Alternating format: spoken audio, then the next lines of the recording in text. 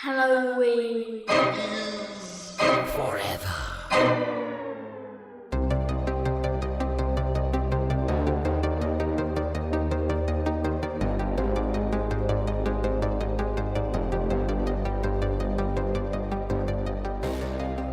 Thrill me, you bitches. Welcome to another episode of Halloween is Forever. I'm Brian. I'm Meg. I'm Steve. And I'm all fucking business tonight, guys. All business? Up. We haven't been, I feel like, I mean, for those of you who listen to the show on a regular basis, we have had 3 consecutive weeks where we discussed what can only be described as a modern masterpiece, Death December. On 3 consecutive weeks, and we did it independently, which was a lot of fun. With each of us hosting one of 8 of the 24 mini short films within that giant anthology. And so I was the first one to go. So I haven't recorded in nigh on. Let me do the math here. 3 weeks. You look older. I feel older. Jesus Christ. I feel like I'm on the verge of death. We are getting this motherfucking episode out a day late because of your boy ain't got heat at his house. That's what he told us, at least. Yeah. As you can see, no, people who are listening can't see, but you guys can see, I am currently recording as a 36-year-old man from my parents' basement because my furnace stopped working, and it took forever to get somebody to fix it, and it was supposed to get fixed today, and it didn't. But when we were supposed to record on Friday, I was like, guys, it's 40 degrees in my house, so we're a day late. And you know what? The money back guarantee, I think, is in effect here. So you all get your money back on that free fucking episode of the podcast that was a day late. Yeah. That's all right, guys. It's Tuesday. For those of you listening, Tuesday's just as good of a day to listen to podcasts as Monday is. Yeah. You know what I mean? Don't be a dick about it. We're also staring at Steve. The way your head is positioned, Steve, I'm only seeing an elongated pierced nipple on Garfield behind you. And it's, dare I say, arousing. I hope everyone saw the dance moves he had too on that video. It was so erotic. I was gonna say it kind of is like a really like Cradle of Filth-esque like influence over here. It's the vibes I'm getting. You know, what? There's a lot of influences into it. I mean, there's the Cradle of Filth corpse paint, but then there's also the G.G. Allen American flag bikini bottom. Right. So there's just a lot going on. there's also the bad dudes fingerless gloves. Yeah. So and then the giant elongated pierced nipples. I mean, that could be from any number of holiday classics. But that's not what we're talking about today. Guys, we're here to talk about our showdown for the fucking month of January. And we are going to be discussing back to school was our topic. So we are going to be discussing horror flicks that have a school, an academic setting of sorts, or take place at a school or something along those lines. So if you haven't listened to previous episodes, our lovely listeners and social media friends helped us to decide that topic, and we each chose a movie, and we'll remind you of what they are here in a second when we start talking about them. But before we do that, I will remind you that if you care to help us decide these topics in the future, give us suggestions, or just see some spooky shit on the internet, you can give us a little follow over on Instagrams at Halloween is Forever. At Hallow Forever. Oh, God, it's been too long. At Hallow Forever on Twitter. Halloween is Forever podcast on Facebook. I think it's at Halloween is Forever pod on little TikTokies. And Halloween is Forever pod Gmail. If you want to send us an email, because we also do that sometimes. But dude, I have to give you so many props on that, because I definitely, when on my episode, I definitely had to write. Oh, fuck you. You fucked it up just as bad as me, and now you feel my pain. I was going to give you props, and now I'm about to take them back. Well, real it's fast. It's worse for you that you said you wrote it down and still fucked it up. So now you're like Charlie Day. I didn't fuck it up. Did I fuck it up? I don't remember. I was just giving you a hard time. But all right, I genuinely, I was just trying to paint you as a Charlie Day style, like illiterate. Not far off. So, well, listen. Before we get into all that hoopla, I don't know about you guys. I've had a hell of a fucking week, and it's only Monday. So I am drinking me some damn beers. Actually, the beer I'm drinking right now was not the beer I was going to drink for the podcast, but I got 2 beers in front of me. I have a Bonch beer from 11th Hour Brewing in Lawrenceville, in beautiful Pittsburgh, Pennsylvania, which is like I think the elevator speech on what a Bonch beer is. It's kind of one of those like historical styles type of thing, but it's basically probably quickly described as a cross between a Kolsch and a wit beer. Kind of a German interpretation of a wit beer, perhaps without some of the coriander and orange peel, but it's got that kind of slightly spicy, kind of isoamyl acetate forward kind of fermentation character, but it's a little cleaner and it's a little bit more, it doesn't have like the unmalted wheat and things like that usually get in a wit beer. So it drinks a little bit more, I don't want to say lager like, but a little bit more highly attenuated, a little crisper, but it's got some of those yeast esters and phenols going in there. But the beer that I'm looking forward to cracking here in a hot sec is Rodenbach Alexander. Which for those of you who are familiar with Rodenbach, that's a sour beer brewery in the north of Belgium, and they are famous for doing their Flanders red ales, and this is a Fooder beer, which is their Flanders red ale, and it is red ale macerated with juice from sour cherries. Fun. That sounds so like yummy. a Flanders red with sour cherries. So looking forward. I was reading it earlier. Time. I love me some Rodenbach. Rodenbach, regular Graham Cru.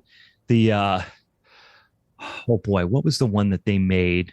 Was that called like Lolita or something like that? It was really fucking good. That had like cherries and a couple other fruits in the Flanders red. But by God, is there a just gorgeously written descriptor? It's like a paragraph on the back of this bottle, and I was reading it. I was going like, I need to understand what this beer is, and I'm reading down through it, and then I flip over, and it just says in big letters in the front, red ale macerated with juice from sour cherries. So a little bit. I'm reading the cliff notes here tonight. What do you guys got? What kind of beer is this? Oh, I am sipping on a Grist House Ninja Schnitzel, which I don't know if you guys saw. It's kind of a really funny label, and it cracks me up every time. But just like a dark lager, coined as actually a Schwartz beer, but it's nice. It's super drinkable. Yep. Ooh, it's a cool glass. Oh yeah, it's an old Brutal Beer Fest glass. Fun. Yeah. Are you gonna, as you drink that, are you gonna top it with Blue Light? You're just gonna finish, probably just dilute it with Blue Light. It's my sidecar, dude. Hey, I'm not drinking a Bloody Mary, so we don't take this shit. Yeah, that's what I'm doing. I'm gonna do the Rodenbach, and then I'm gonna have the Bonch beer as my sidecar here. Do you call that a Schwartz and Tan if you do that? That'd be pretty cool. Hair humor, you guys. That was actually, you thought that joke was fucking corny. You should have heard the one he said before we got on the air. When I said something about, Meg was saying something about she said some blue lights, Labatt blue lights, of course. And she was talking about her coworker said she said, I got some blue lights in my car. And I said, when you hear somebody say they got some blue lights in their car, you're talking to a real one. And Steve goes, or a cop. Blue lights in your car, so you get it. Hell yeah. Flashing lights. What do you got, Steve?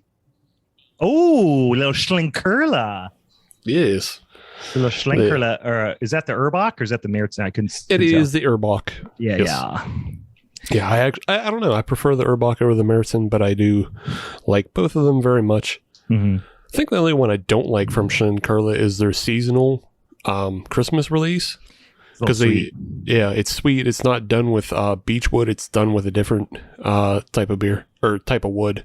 Yeah, it's not like it's not alder wood, but it's something like that. It's a little earthier. It's a little earthier, isn't it? Yeah. I haven't had it in many years, but I like their Helles too. Yeah. The Helles is good. It's great because it's not actually fully smoked. It's just run through the same system, so it just pulls off all the smoke flavor. Yeah. So it's a little lighter, but yeah, the Helles is really good. It's an entire beer that is basically built off of phenolic carryover.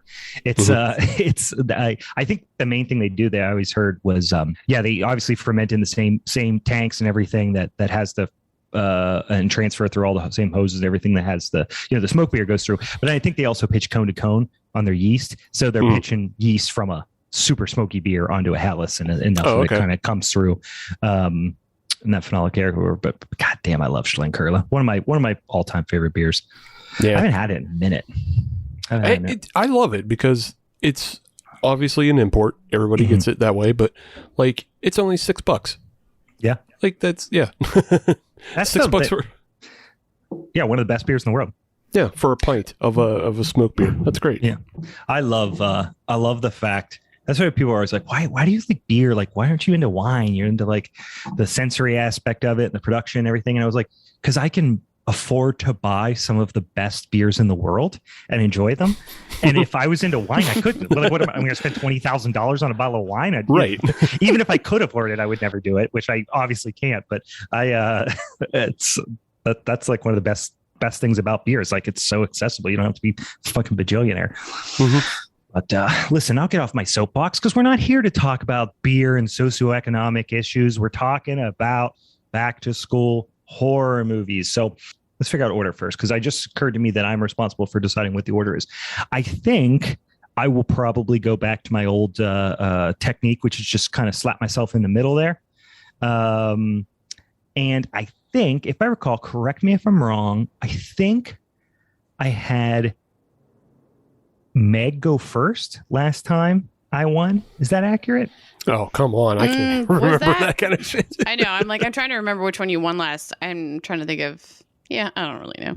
That's right. I will say yes, simply because I never had Meg get mad at me for making her go first. Okay, I definitely have. So, and you definitely have. Yeah, okay, I think you're right. All right, so we'll go Steve, me, Meg. Okay. That sound like a plan? Yeah. Sure. So let's remind the listeners before we jump into it. Steve, what are you going to be talking about today? So I will be talking about the 1997 Scream 2. Mm-hmm, mm-hmm. I will be talking about the classic 1986 Night of the Creeps. By the way, Steve, not to get completely off topic, but you were plugging your movie so hard on the episode you hosted with Decaying with the Boys crew and with Adam from Hop Nation USA. You were shameless about your movie. You're like, it's really better than the first one for X, Y, and Z reasons. And I was like, fuck you. You all had the same opportunities. I hadn't picked my movie yet when I hosted. Well, whose fault is that? That's true. That's all right, sorry, Meg, what'd you get? And I've got the 1976 film Carrie. So you guys should be very terrified right now. That's why I picked the Rodenbach with cherries, because it looks like pig's blood. And I'm going to dump it on my head at the end of the episode when you guys crown me champ and you're going to walk upstairs bouquet, and I'm going to dump it on my own head. You're going to walk upstairs and Kate's going to be like, excuse me? I'll be like, I'm the prom queen. I'm the prettiest girl at school. I'm the prettiest girl at school. All right. So let's remind the listeners, if you're new to the show, this is what we do. We each talk about our movie. Like I said, we decide on the topic. We have a whole big old running list of potential topics that we've come up with that were suggested to us by our social media friends and listeners. And then once a month, we have a little spinny wheel that we spin, and it gives us 3 suggestions from that bank of potential topics. And then we put it up on the social medias, and everyone votes on which one we're going to do. And then we each pick a movie that pertains to that particular topic. And then we each discuss it. We talk about why it's the best one of the lot. And then at the end, we all vote on who deserves to win. If we all pick our own movies, which has been the case every single time on every single episode, we go back to the second votes. We have not had any ties or anything like that yet, which is frankly, I think, a stroke of luck that we haven't had any controversy around that yet. Not to say we haven't had controversy issues, but we have not had a full-on tie type situation, Mexican standoff, if you will. So we'll see if that happens here this evening. But so I won the Showdown in the great month of December. And what did we do again? Because it wasn't really anything I did. What was it again? Oh, Secret Santa. Yeah. Or Secret Satan. Yeah, we did Secret Satan. With Hellraiser films.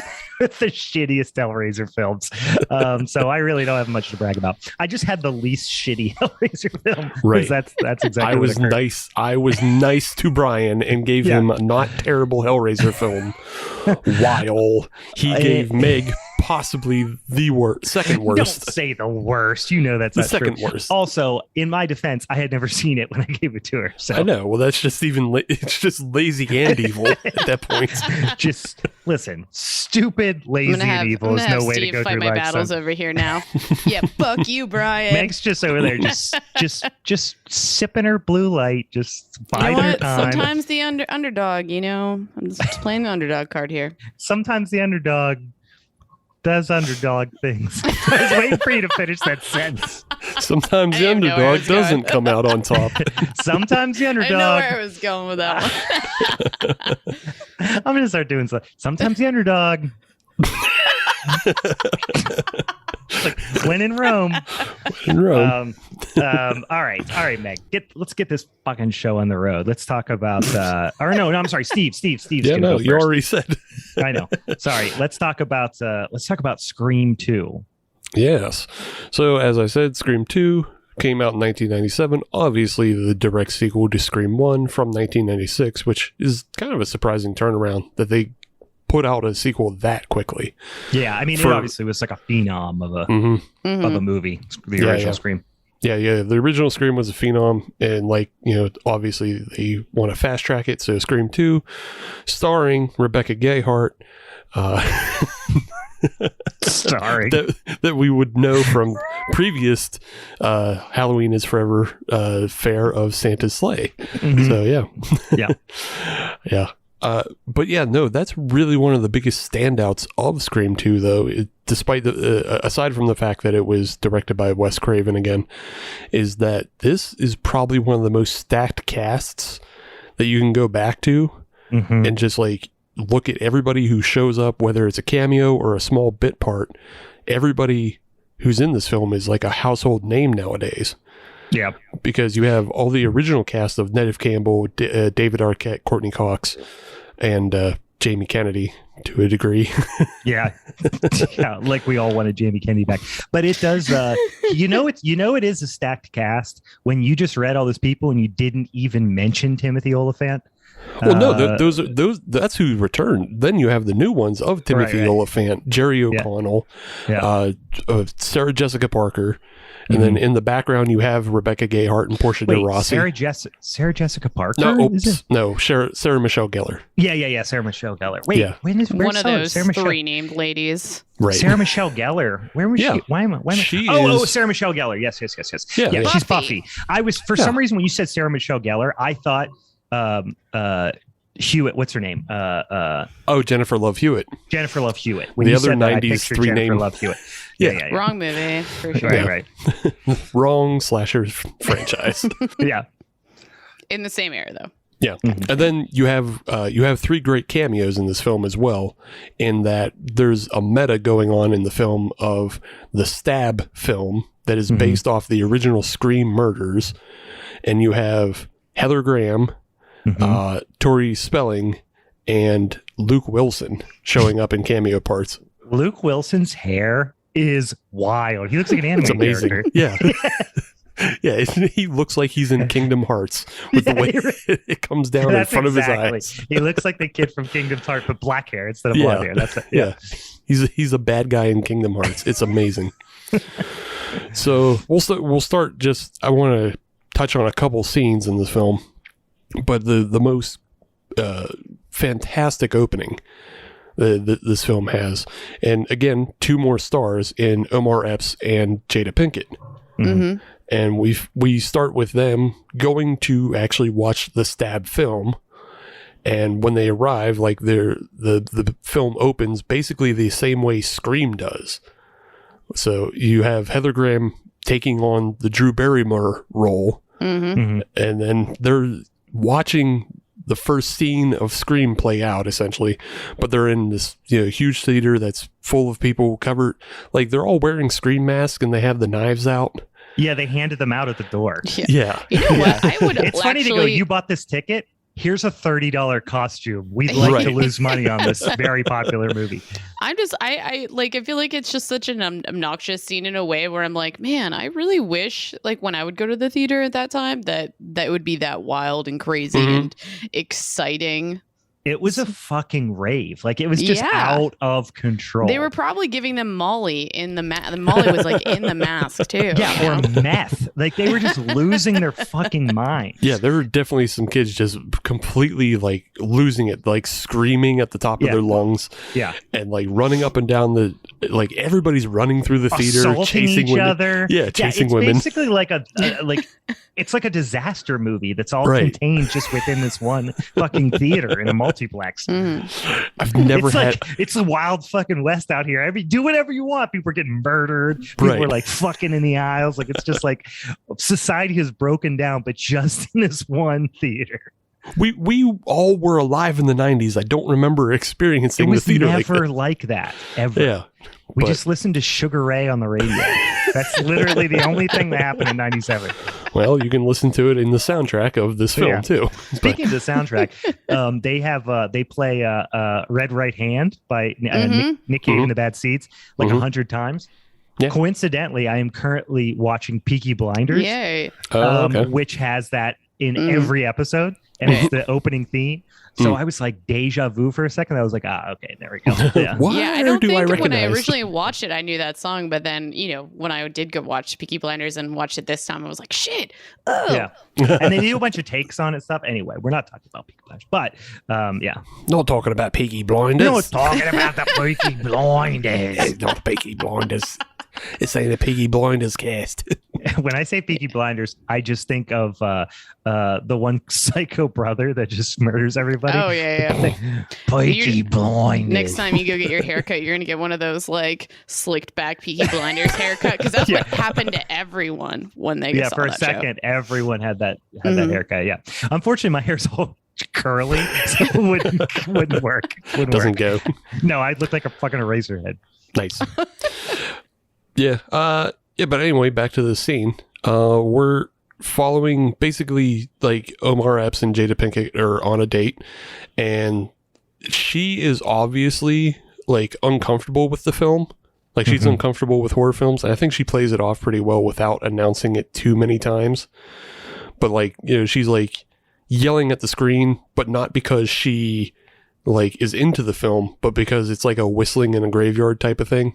Like, it helps her expel her anxiety to be like, I also feel like just it hang was up the mildly a stereotype though for a Black little bit. people. And I was kind of like, like seeing it now, I was like, that's kind of don't really like that. But whatever. She is definitely playing like the very stereotypical, like angry Black woman type of thing. Like, they're definitely leaning into that stereotype a little hard. A little bit, yeah. I didn't take it as like she was I don't know. She's angry at her boyfriend for dragging her to the movie, but I took her like yelling at the screen as like just as a way to like get out her anxiety. Yeah, just because I like what you're saying, but it's not 20. I like how you're trying to rationalize it, but this is not what happened in the movie. I'm not rationalizing it. That's the way it plays. Well, this is the thing too. She's doing the whole like when he goes, she's like, I want to go get some popcorn. He's like, all right. She's like, give me some money. He's like, you have money. And she's like, that's my money. I want your money. Like, she's just like being a shit to him the whole time. Well, yeah. It's a little, I don't know. I felt like it was a slightly uncomfortable stereotype. But also that, I mean, to be fair, that's an event that he drug her to. He did. He did. So, and he's like, fucking with her and Yeah, so he has to pay for that event.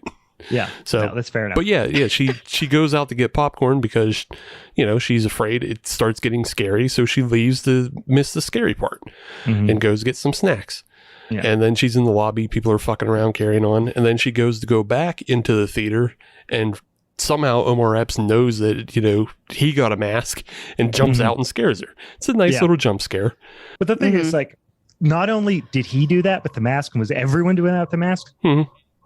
There were ushers that had the costumes on lines that they were pulling and like running them across the top of the audience, like it was a fucking Universal Studios. Yeah, it was like it was out of control. Yeah, like you went to see a Vincent Price movie in the 60s. Yeah, yeah, and they here's like, the tingler. yeah, exactly. Like they had little things that sprayed water on you and vibrated your seat. Like it was over the top. Omar Epps goes into the bathroom, and then he is, looking to use the urinals, and it's occupied by two more ghost faces, which is a funny shot. It was just they both turn around and look at him at the same time. Yeah, it's just funny. He goes into a stall and then hears a voice, and then he leans in thinking that he's hearing who knows what, like a lady or something in the stall next to him, and gets stabbed in the ear by a real ghost face. Mm-hmm. Through the stall door. Through the stall wall. Yeah, through the stall wall. Through the partition. Yeah. What I love about, what I actually do like about this movie, and I find it hilarious, understanding the time and place of it all, is like how much they lean into things like that, where you're like, no, just don't fucking, you don't now like put your ear up against if you hear a noise. You get the fuck out of there. That's what you do. Or you just sit silently and listen. You're not trying to listen for a train coming. You know what I mean? But like things like that, I think happen throughout this movie all the time. You're just like, why are you dumb? Yeah. But the fun thing about this is like, it's not within the killer's MO to do things that way. Mm-hmm. Like it's always been, you get a phone call and then you get harassed by the killer. This is, he lured him in with something else and stabbed him. Mm-hmm. Yeah. I like this scene. I remember when I saw this movie when it first came out, I liked this scene. The one thing in retrospect, I am like, is his knife a lightsaber? Like, that's what I want to know. How could a hunting knife go through like an inch of fiberglass, like wall or something, whatever it's made of? And then he pulls it out. Well, fiberglass probably actually would be easy to go through, but if it was like wood, whatever Guys, the hell that's we're gonna do of. a test, okay? Let's do this. Yeah. That's the thing. We're not stabbing things in the bathrooms because most of us know that it's metal walls in the Walmart. That's true. They're at the Kmart and they're all dinged up. Look like somebody went to town on it. Yeah. They got tired of people stabbing through them. That's why they're that way now. It's all influenced by Scream 2. Right. Yeah. It's all influenced by Scream 2. Of through the wall stabbings in movie theater bathrooms and Kmart bathrooms all over the country. We just got to test this, and then definitely has everything to do with Scream 2 and nothing to do with glory holes. Now I'm gonna have nightmares about a knife coming through a glory hole. Are you around glory holes a lot? Well, just like at work and backtracking at home and at Giant Eagle and I think they're called Yinzer holes there. Put your Yinzer through it. Yinzer, okay? We're definitely bastardizing Yinzer now. Yeah. It's a Yinzer okay hole. Just peek your little eye through there and go, hey, Yinzer right in here? Yinzer okay?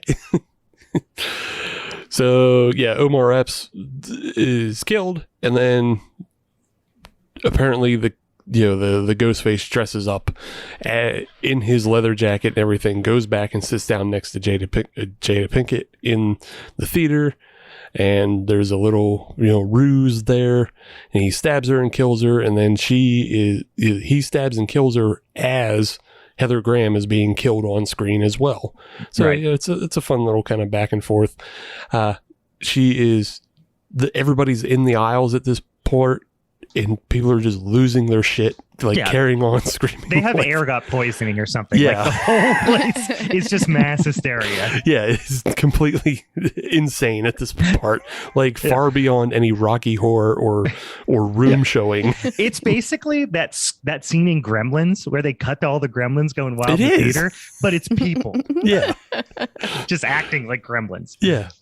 And Jada Pinkett dies up on the stage of the theater, in front of everyone, and there's that real blending moment of is this real or is this somebody else playing a bigger prank than we are? Yeah. On a scale of 1 to 10, how do you rate that death performance? The final seconds before she expires. How would you guys rate that? It was so. What kind of scale? It was. She's definitely... like. It was literally like how Bugs Bunny dies. Yeah. It was like. Yeah. Like it was just so cartoonish. I think that's why the audience was confused as to whether or not they should call 911. Yes, of course. Yeah. She died in a dramatic way to fool the audience. She was in on it. I mean, obviously. She was in on it. Yeah. I'm not trying to retcon this whole thing, but no, not at all. But after this is where we get into the school aspect, because now we're, playing the Eels, which is a very 90s band. And, you have your Lucky Day in Hell playing as we reveal that Sydney Prescott has gone on to college. And, she's woken up by her roommate, and they have a little back and forth about fucking doing the sorority stuff. And, we're in college. It's all college things going on. So Neve Campbell's a great final girl. She really is great. Yeah.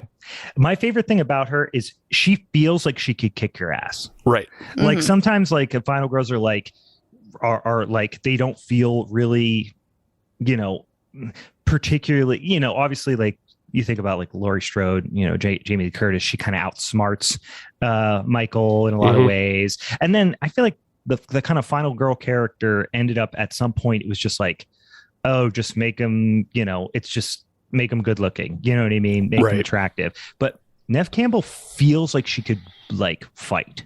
And I feel like that's what makes her so good in this role, is like feels like she could defend herself really well. I almost feel like if you think back during that era, though, I feel like a lot of even final girls or like people who had like really key roles, like all kind of had a similar look, though. It was just like this dark hair, dark eyes. Like I was even thinking about it. I was like, remember that show Charmed, even like the witches, like they all had that look. Very brooding kind of, squinty eyed stare.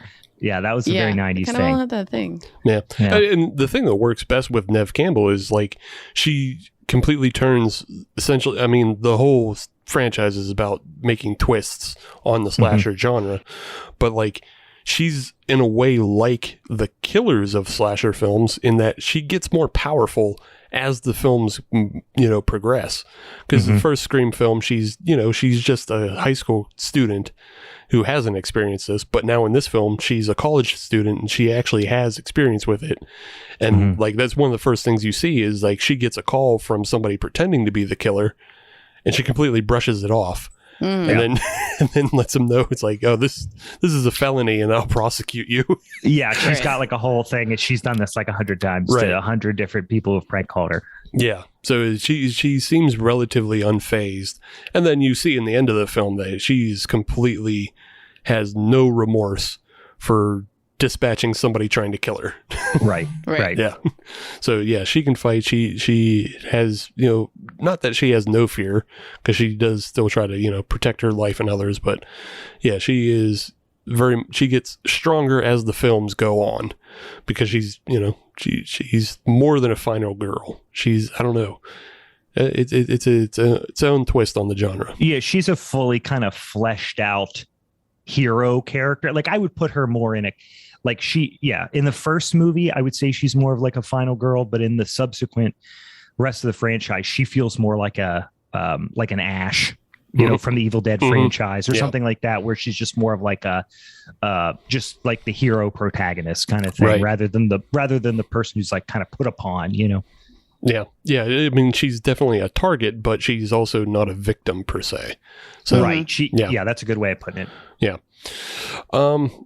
Then again, we continue on through doing more college stuff, and we are reintroduced to other characters from the previous films. Like we see Cotton Weary on the television, and we go to a classroom, which is where we get introduced to a lot of the new cast, including Timothy Olyphant. Sexy son of a bitch. Good God, is he good looking? I can't deal with it. This is young Timothy, too. I know, young Timothy. Bright, starry-eyed, bushy-tailed Timothy. Just put him in some tidy whities and slap him on the butt and just say, I think I'm going to leave you alone now, Brian. I'm going to leave the room. You can't tell. I'm just looking at a giant picture of Timothy Olyphant. It's actually like one of those greeting card posters with like a big buff guy, with like a thong on, but I just like clipped a picture of Timothy Olyphant's face on like a Spencer's poster. Don't lie. It's actually a big cardboard cutout that you had custom made. Don't lie. It's all beefcake. Yeah. But I love this. I don't particularly love this scene, but I love it in the fact that it quickly introduces new characters in Jerry O'Connell and Timothy Olyphant, Sarah Michelle Gellar. And then there's also Joshua Jackson of Dawson's Creek. Yeah, of Dawson's Creek. He's just in it in just this scene. He doesn't really he's just like, is he in another scene besides that classroom scene? No. It's the funniest thing. That's weird. It's so weird that you said. I did not realize that he never showed back up. I'm sure he was in other stuff that ended up kind of on the cutting room floor, but possibly. That's weird. That's it. That he's only in that one conversation in the in like the film class. Yeah, he's in the film class. He doesn't get killed. He doesn't show up any other time. But he just went on vacation with his folks. Yeah. Is he in any of the other sequels after this? No. It's the weirdest thing, just because he also gets lines, so he's not just an extra, right? But he's a big part of that one scene. Yeah. You know what I'm curious though is like, for this being a follow-up movie, maybe, and they probably had the budget, they probably just went after anyone and everyone they could just to have the names and keep people interested and be like, oh, I know that person. Oh, I know that person. You know, I could totally see that. Yeah. And like Brian said, there might be stuff on the cutting room floor that like would make Joshua Jackson, like, who knows? Maybe there was even a time where like he's the second killer. Just working with who we find out. I mean, at this point, you should have watched the movie. It's 1997. You're supposed to watch alert for a 1997 movie. Yeah, that you should have watched for this episode. But maybe he was working with Mickey, so maybe there's that. Could be. But we get introduced to these characters, and then you get reintroduced to some of the older characters as news of the murder spreads, because you have Gale Weathers, played by Courtney Cox, coming back. Dewey, played by David Arquette, coming back. And then, Gale Weathers brings Cotton Weary, played by Liev Schreiber, with her to as like a journalistic gotcha moment. Yeah, because she's trying to drum up more, attention for herself. Press for the book, because she's got this book, right? And then he's also trying to like, he's got like a publicist, and he's trying to make a buck and, have his 15 minutes of fame. So she's like, dangling that carrot for him a little bit too. Right. And he's trying to get the word out. Cause I mean, even in nowadays, it's hard to like clear your name after you've been acquitted of a crime. And he spent years in jail because of, he was accused of killing Sydney's mother. So now he's like out on a press tour to make sure everybody knows that he didn't do it. He's the good guy. Yeah. It's weird because, we'll get to it later on, but let's just all like take a quick moment and just be thankful for the fact that Jamie Kennedy isn't a thing anymore. I would just like to express my gratitude to the earth for Jamie Kennedy not being a thing. He is so fucking annoying. He is the most insufferable character in this.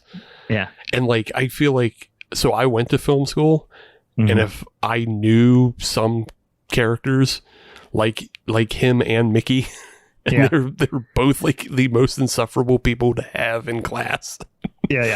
Of like, oh, you didn't get that quote right. Let me correct you on your quote. And it's like, come on, dude. Get this fucking head out of your ass. Yeah, he's so insufferable. Even in that scene, it gets worse from there. Like when he's trying to do the whole like Dennis Miller bit, he's like walking up the sidewalk with Sydney too. He's he's awful. Yeah, he's completely insufferable, and I think it makes sense as to why he's killed in college, because like he's not going to achieve anything after college. Like the killer knew. You're peaking here, bro. Yeah, you peaked. How do you guys feel about David Arquette and Courtney Cox's characters for Dewey and Gale Weathers? I think they're good characters, and they get a little more. This film does a good job of management between Nev Campbell's kind of storyline And then David Arquette and Courtney Cox are like the B role in this. Yeah. And I think they do a good time of management as well as just kind of expanding upon their characters. Like David Arquette's a bad actor, right? Am I accurate in saying that? Yeah, he's bad. Yeah, he's a bad actor. Job. Yeah, I don't think he does a bad job though. He's so cartoonish though. Right. That was my thing about it. And they also made him that character too, so cartoonish in this one as well. Like I feel like we're so distracted by the disability of like, you know, his hand and his like limp and stuff like that that we just like forget that he's talking. Brian, he just feels like a cartoon amongst a bunch of other characters that aren't necessarily cartoons. Really? You don't think Mickey's not a cartoon? At the end he is, of course. At the end, right? Jamie Kennedy's a cartoon. But Jamie Kennedy is the comic relief. Like he's the guy. He's mad that he's trying to pick up some of the slack that, like, I mean, he did it in the first movie too. There's no Matthew Lillard in here, which is the worst thing about the movie. And then he just, I don't know. David Arquette really bothers me a lot. Do you notice how much he squints every time he talks? Like he cannot not squint. He's outside. So much. He's outside. And he doesn't have sunglasses on. He's genuinely bad. He's bad. He's done bad, a bad but job. we're talking about Scream 2. We're not talking about Godfather Part 2. I get it, but he's so much worse than everybody else. It's bad. I don't know. And even Courtney Cox, who I think is a competent performer, she's like trying to get her tone to close to as cartoonish as he is, right? Yeah, just to make it not seem as outlandish, and then that hurts her performance because they're definitely trying to match energies. And it's but that's the other thing. They're also sequestered from everybody else for the most part, because in this film, it's basically the two of them interacting, as well as with the new character played by Laurie Metcalf, who is the reporter with Mrs. Salt, who's she's Aunt Jackie. Yeah, she's a local reporter for the Windsor Times or whatever. That's part of that local campus. Yeah. Aunt Jackie rules. Yeah, she's great in this film. Yeah, and she's great in everything. I love her. Well, yeah, but she plays a good. She has a real good performance as far as like somebody who's just kind of moving quickly, and then you don't necessarily pay attention to her. But if you rewatch the film, just the way she handles herself, because again, spoiler, you find out that she's the second killer.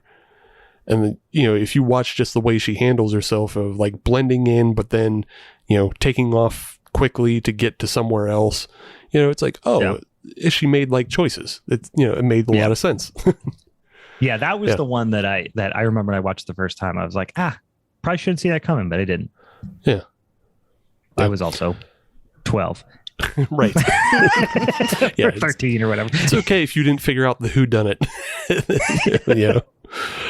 Especially when I think most of these films have like multiple filmed endings, because they spend a lot of time casting doubt on a lot of people. And obviously one of those people they cast doubt on is Jerry O'Connell, who is in this film playing Sydney's boyfriend. And it's interesting because they play a lot with obviously the first film, Billy Loomis, her boyfriend, was the killer, so they play a lot with is this sequel just the sequel? Are they doing the same thing over again? And it's again, it's on the meta level, because even Randy brings it up when he's having a meeting with Dewey, and it's fun. Jerry O'Connell is not someone I love as an actor. No, he's poop. He is really annoying to me too. I really don't like Jerry O'Connell. I was, like I said, I'm staying at my parents' house because there was no heat at my house, and I was just working from their like kitchen table today. Yeah. And in the background, my dad had on like the Ellen show, like Ellen DeGeneres' show, and he was a guest. Oh God, he's fucking difficult. He's difficult. He's to take. He has like energy up to 15 when he does that daytime shit. Yeah, he literally was almost on the level of that time when Tom Cruise like lost his shit on Oprah and stood on the couch. Like, he was 1 second from that. Yeah, he does that, and then he doesn't have anything going on. That's just how he is. Yeah. His whole career now is just like him being obnoxious on daytime talk shows. Yeah.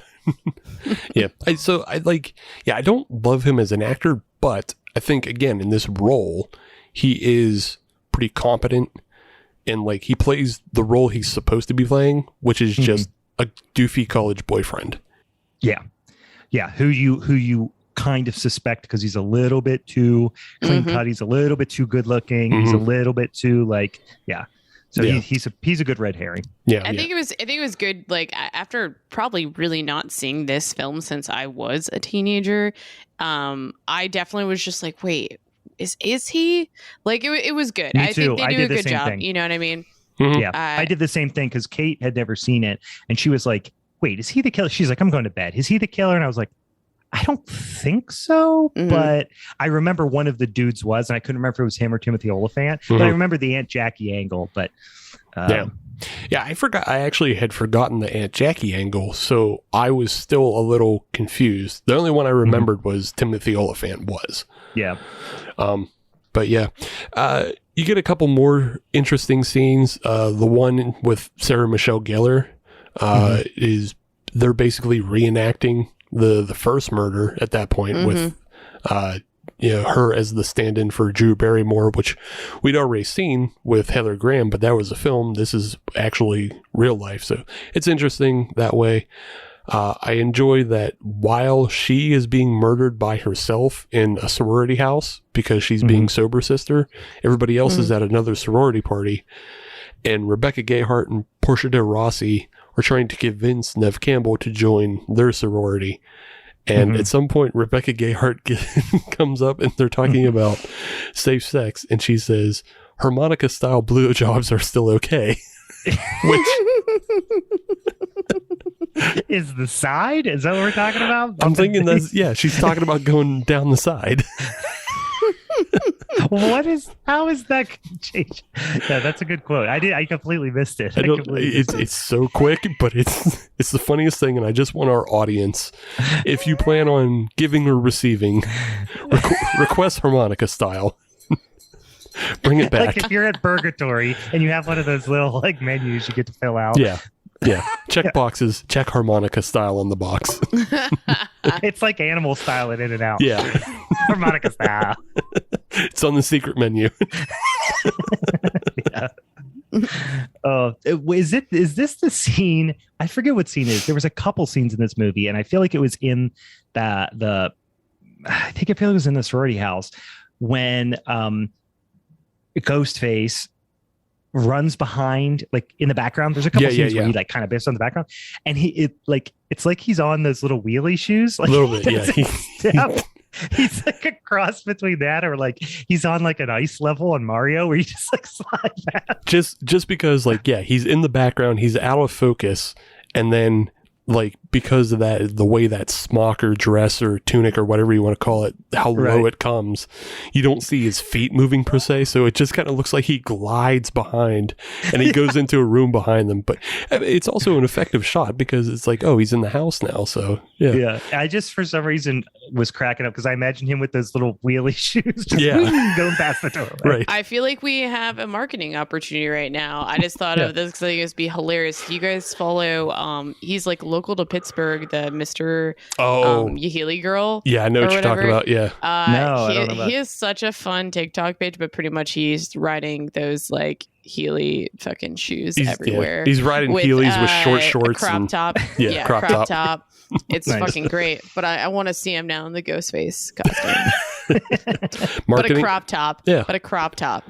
Put your request in now so we can get it out for, Scream 5 coming up next week. But, that was happening when Cece was being killed in the sorority house, that little ghost slide behind. After that, this is where it gets I like the following kill from this, which is where it's David Arquette, Gail, and Randy, they're all outside.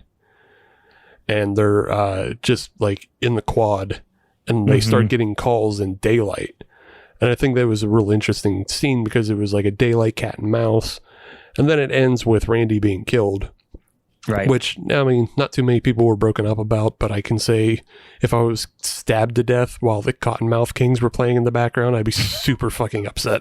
That would be a bummer. I would haunt people for that. Yeah, he it's right in the middle of the quads in daylight. Somebody just snatches his ass up and just nobody notices. But the running around checking everyone on their cell phone to see if they are the killer talking to them is kind of a funny scene. Yeah. It's funny. They fuck it up on one because like the whole thing is you're supposed to be checking who's talking and who they're talking to. But like Gail grabs He's just running around phone. going, "Are you the killer? Like Gail grabs somebody's phone and like starts yelling at somebody on the other end of the phone as if they're supposed to be the killer. It's like, no, that's not what's happening in this one. You're the one on the other side of the phone. Yeah, you're supposed to be checking to see if you're talking to Randy, not another person. I mean, they get it. They get it right. Yeah. Listen, cell phone technology was pretty new in '97. Right. They didn't really understand how it worked. That'd be funny if she just picked up and just started following the cord, just to whatever it was. Follow that phone cord. So after Randy's murdered, my favorite thing happens. It's a couple scenes later, but like Randy's dead. Yeah, well, Randy's dead, but you have a couple more scenes with like you have Sydney in the library, and there's suspicion cast on Cotton Weary again. But after that, they kind of all have this kind of meet up at the police station, and as they're kind of going on their way, Joel, who is Courtney Cox's new cameraman, who was introduced, he fucking leaves the movie. He's underappreciated. He's the best comic relief. Yeah, he's the best comic relief by far. He's the best, and he does the one thing that nobody ever does. He just leaves the movie. Right. He says, "There's danger. I don't want to be a part of it. I'm not cut out for this. I'm out." Yeah. He's like, I know. Because the whole time up to this, he says, "I know what happened to your last cameraman. I'm not into that. And now somebody's been killed in my van, so I'm not into that. Goodbye." And he's out. You never see him again. You see him at the very end. He comes back after the killers have been killed. But other than that, true. he finds safety, and it's the best. This is my favorite thing. He just goes to the mall, gets an Orange Julius, just hangs out. Yeah, it's like, nope. I'm gonna wait for all of you guys to die, and then I'll be back. He goes back to the station. He does some editing. He does not. Because he's like in the Wendy's drive-through. Like, that's it. From here, the movie plays out of just like Sydney has a police detail, and the police detail is killed, and she runs back to campus, and the campus is I guess she's trying to be an actress at this point in her college career. So she's she's in an old Greek tragedy playing Cassandra, which is part of the Fall of Troy. And it's kind of there's a nod to the fact that I believe it's called the Asterios, it's like a trilogy of its own, which is kind of a nod because at this point I think it was only planned to be a trilogy of films, and Cassandra was like kind of the lead, or there are female leads in each part of the Asterios. So I think it's supposed to be kind of a nod that way. I feel like that's such a corny thing to do, but I feel like we see it all the time. Yeah. I kind of hate when that happens, though, Let me tell you the story. If he was, if Sydney was, her mother was murdered, stabbed to death. Right. And then she was chased by a murderer with a knife. Yeah. 2 murderers with knives. Yeah. But 1 year ago. Right.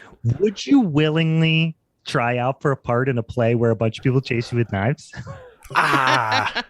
Hey, maybe it's part of feels the like a little bit of a healing trigger warning there. But maybe it's part of a therapy. Yeah, maybe. Here's the other thing, immersive. Brian. Here's the other thing, Brian. She was also chased and possibly, not possibly attacked. I was going to say possibly killed, but she was attacked by her boyfriend. But she has a boyfriend in this film too. Right. So she's willing to get back in the game. She's willing to try love again. She's willing to, do plays. Try acting again. Yeah.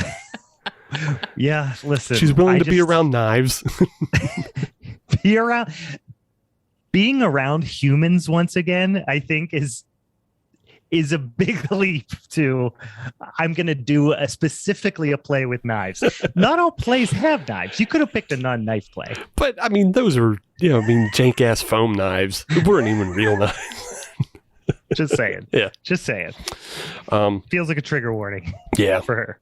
Also, just to jump I mentioned she had a security detail, and I don't think that they give the names of those cops, but it really felt like they should have been named Johnson and Johnson, like in the Die Hard films. Yeah. Just because they're completely ineffectual, but they're super serious, but are killed anyway. Well, they have a little bit of at least a back, or at least the one of them, because doesn't one of the sorority girls or something say oh, who's that? And he's like, oh, that's so and so. He's married with kids or whatever. That guy's whatever. I'm pretty sure he's gay. And then later he throws a joke out there when somebody says something to him, and he's like, "Don't ask, don't tell," or something like that. Yeah. It's that. Yeah. But they kind of build on them a little bit, but yeah, they're very strange characters. Yeah, it's one of those things where you think maybe there was more with them too, probably. Possibly. In that scene where Jerry O'Connell's singing to her in the cafeteria, and everybody, that scene never happened. Yeah, well, everybody's into it, except for if you look at the cops, they're like stone faced, just sitting there. They're not into it. It's funny. It's funny to see them, but they just remind me of the two FBI agents from Die Hard, Johnson and Johnson, who are just these super serious, but also terribly ineffectual.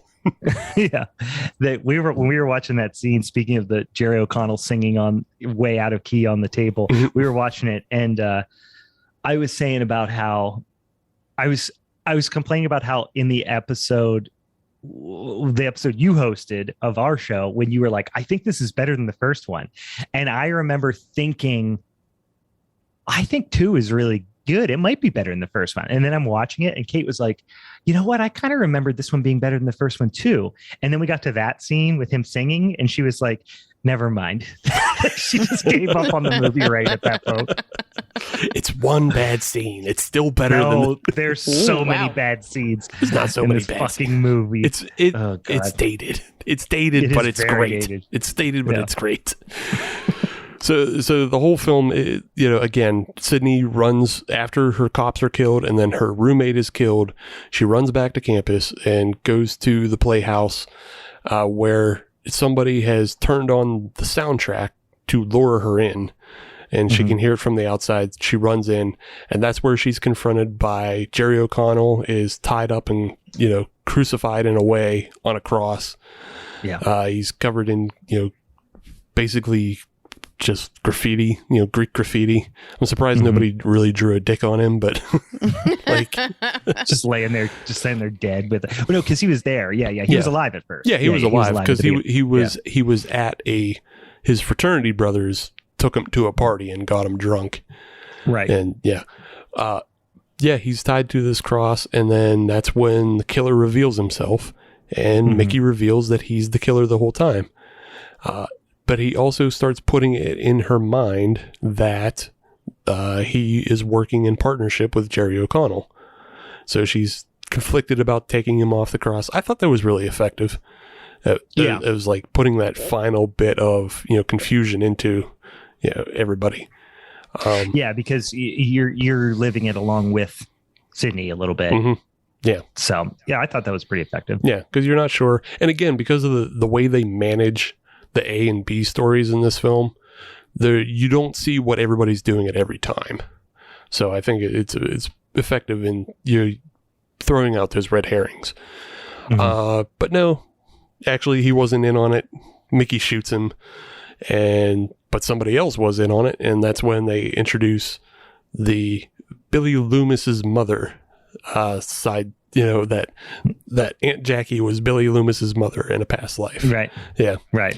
Which, again, back to the A and B story management, you only ever see her interact with Gail and Dewey.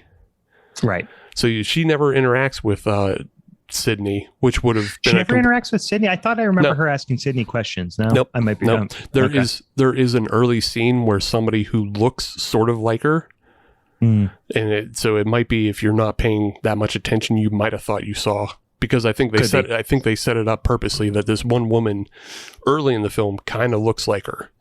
Mm-hmm. So you think you might have saw her in that first scene, but no, she actually never interacted with Sydney, and that's when Sydney is tipped off because she's the only one who could identify Billy Loomis's mother just by look.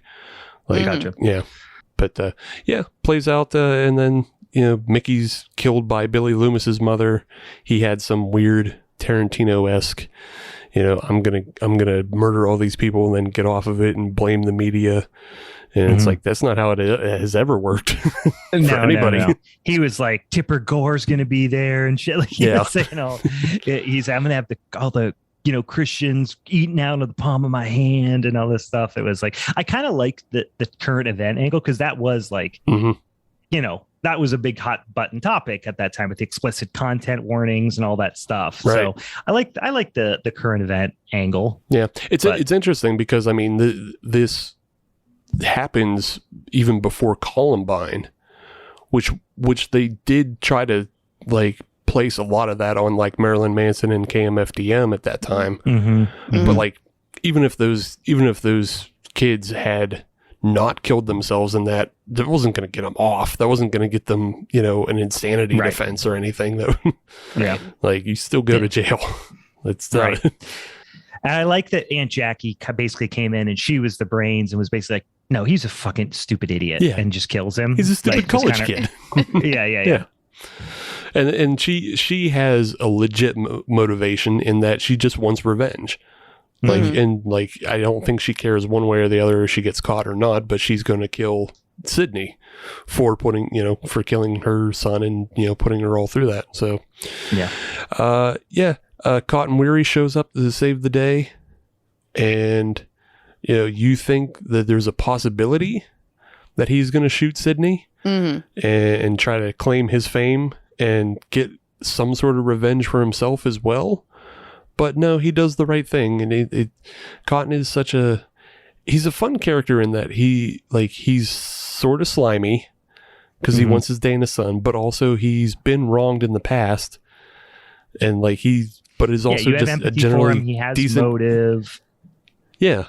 But he's also I was actually going to make a point to say that I actually felt like his character throughout this whole thing was so awkward because of that. Like, he just wanted to like clear his name, which I mean, I understand the feeling, but you're just kind of like, bro. He wants to clear his name, but also make money. He's an interesting. Yeah, he's an interesting. I'm not going to talk without you paying me. Like, it was just so awkward throughout the whole thing. Yeah, because you're like, what are you running for office? Like, why do you care that the public, understands all the details? And you know what I mean? Like, people are going to forget about you. Who cares? And I think it's, but I think it helps play to the end that he might shoot Sydney because he's an opportunist. Yeah. Sure. So you understand him as an opportunist more than anything. But I almost would rule him out, and kind of wasn't fully thinking he would have actually done that because of how hard he was trying to clear his name the whole time. That instantly, I mean, I guess it could have still gotten him the fame. So, okay, as I'm talking through it, I could see that being another angle for him. Like, yeah, I'm going to go back to jail, but I've already been to jail, and I'm going to be popular, and people are going to like want to talk to me. And, here's this full story that I can sell, So I can understand that red herring now, where more so I don't really recall feeling. And I think it's even an alternate ending for Scream 3 that he is the killer. Sure. Oh, so really? yeah, it's an alternate ending. But I've never seen Scream 3. I don't think I've ever seen it, but I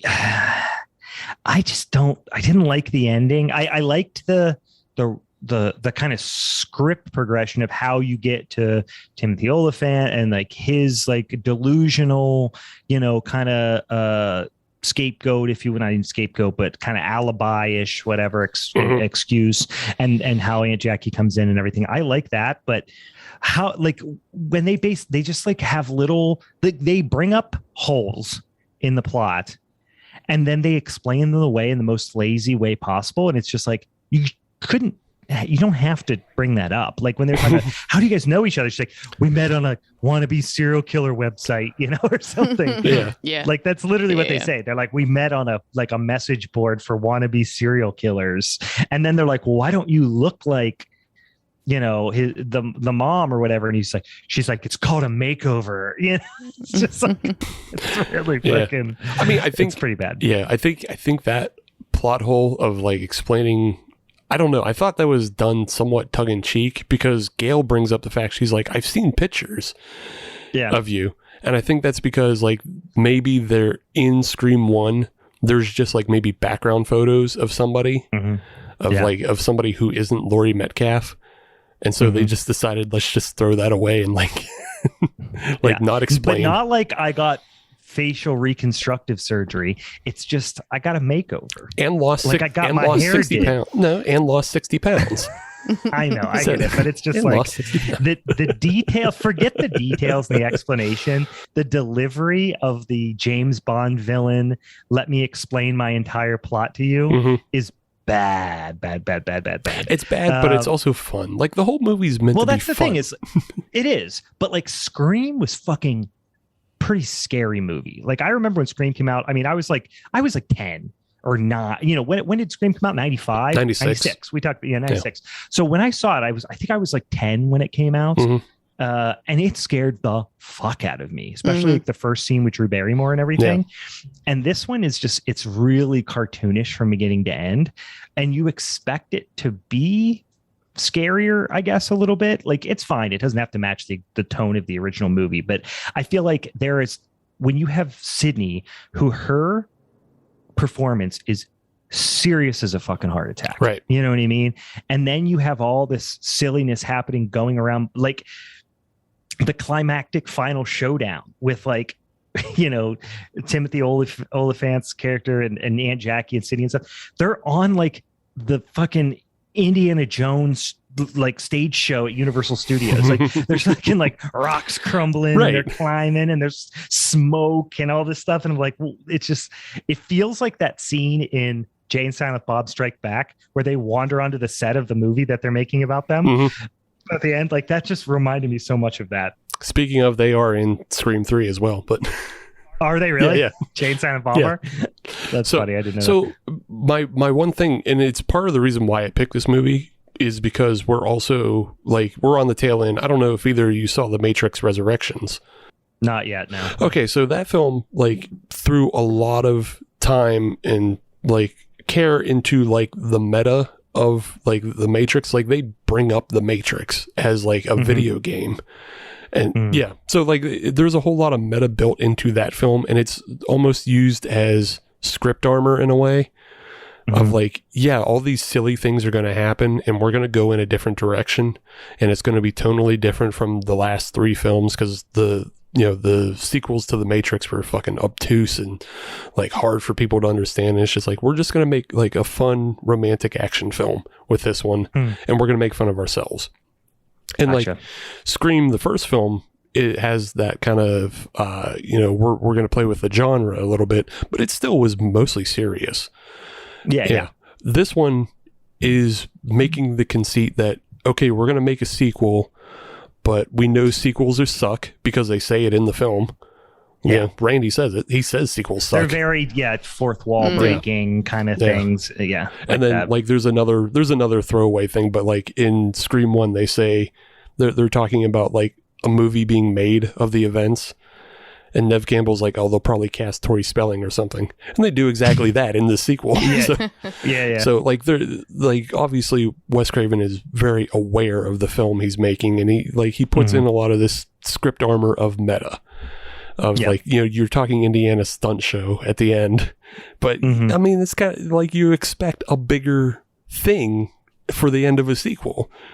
He meets you halfway of like, we're gonna have a stupid silly stage show and there's rocks crumbling, and then the whole thing of like shouldn't Mickey be dead, and that's what distracts her. And he's like, but then he does come back. Well, he does that in the first one too, because Billy Loomis does the like jump scare at the end thing. Yeah, Billy Loomis does the jump scare at the end, and so they set it up like they think, Mickey's going to do the jump scare, and then that's what distracts Aunt Jackie for a second to give Sydney the upper hand, and then fucking Mickey does come back and they kill him, and then they finish it off with just shooting Aunt Jackie directly in the head.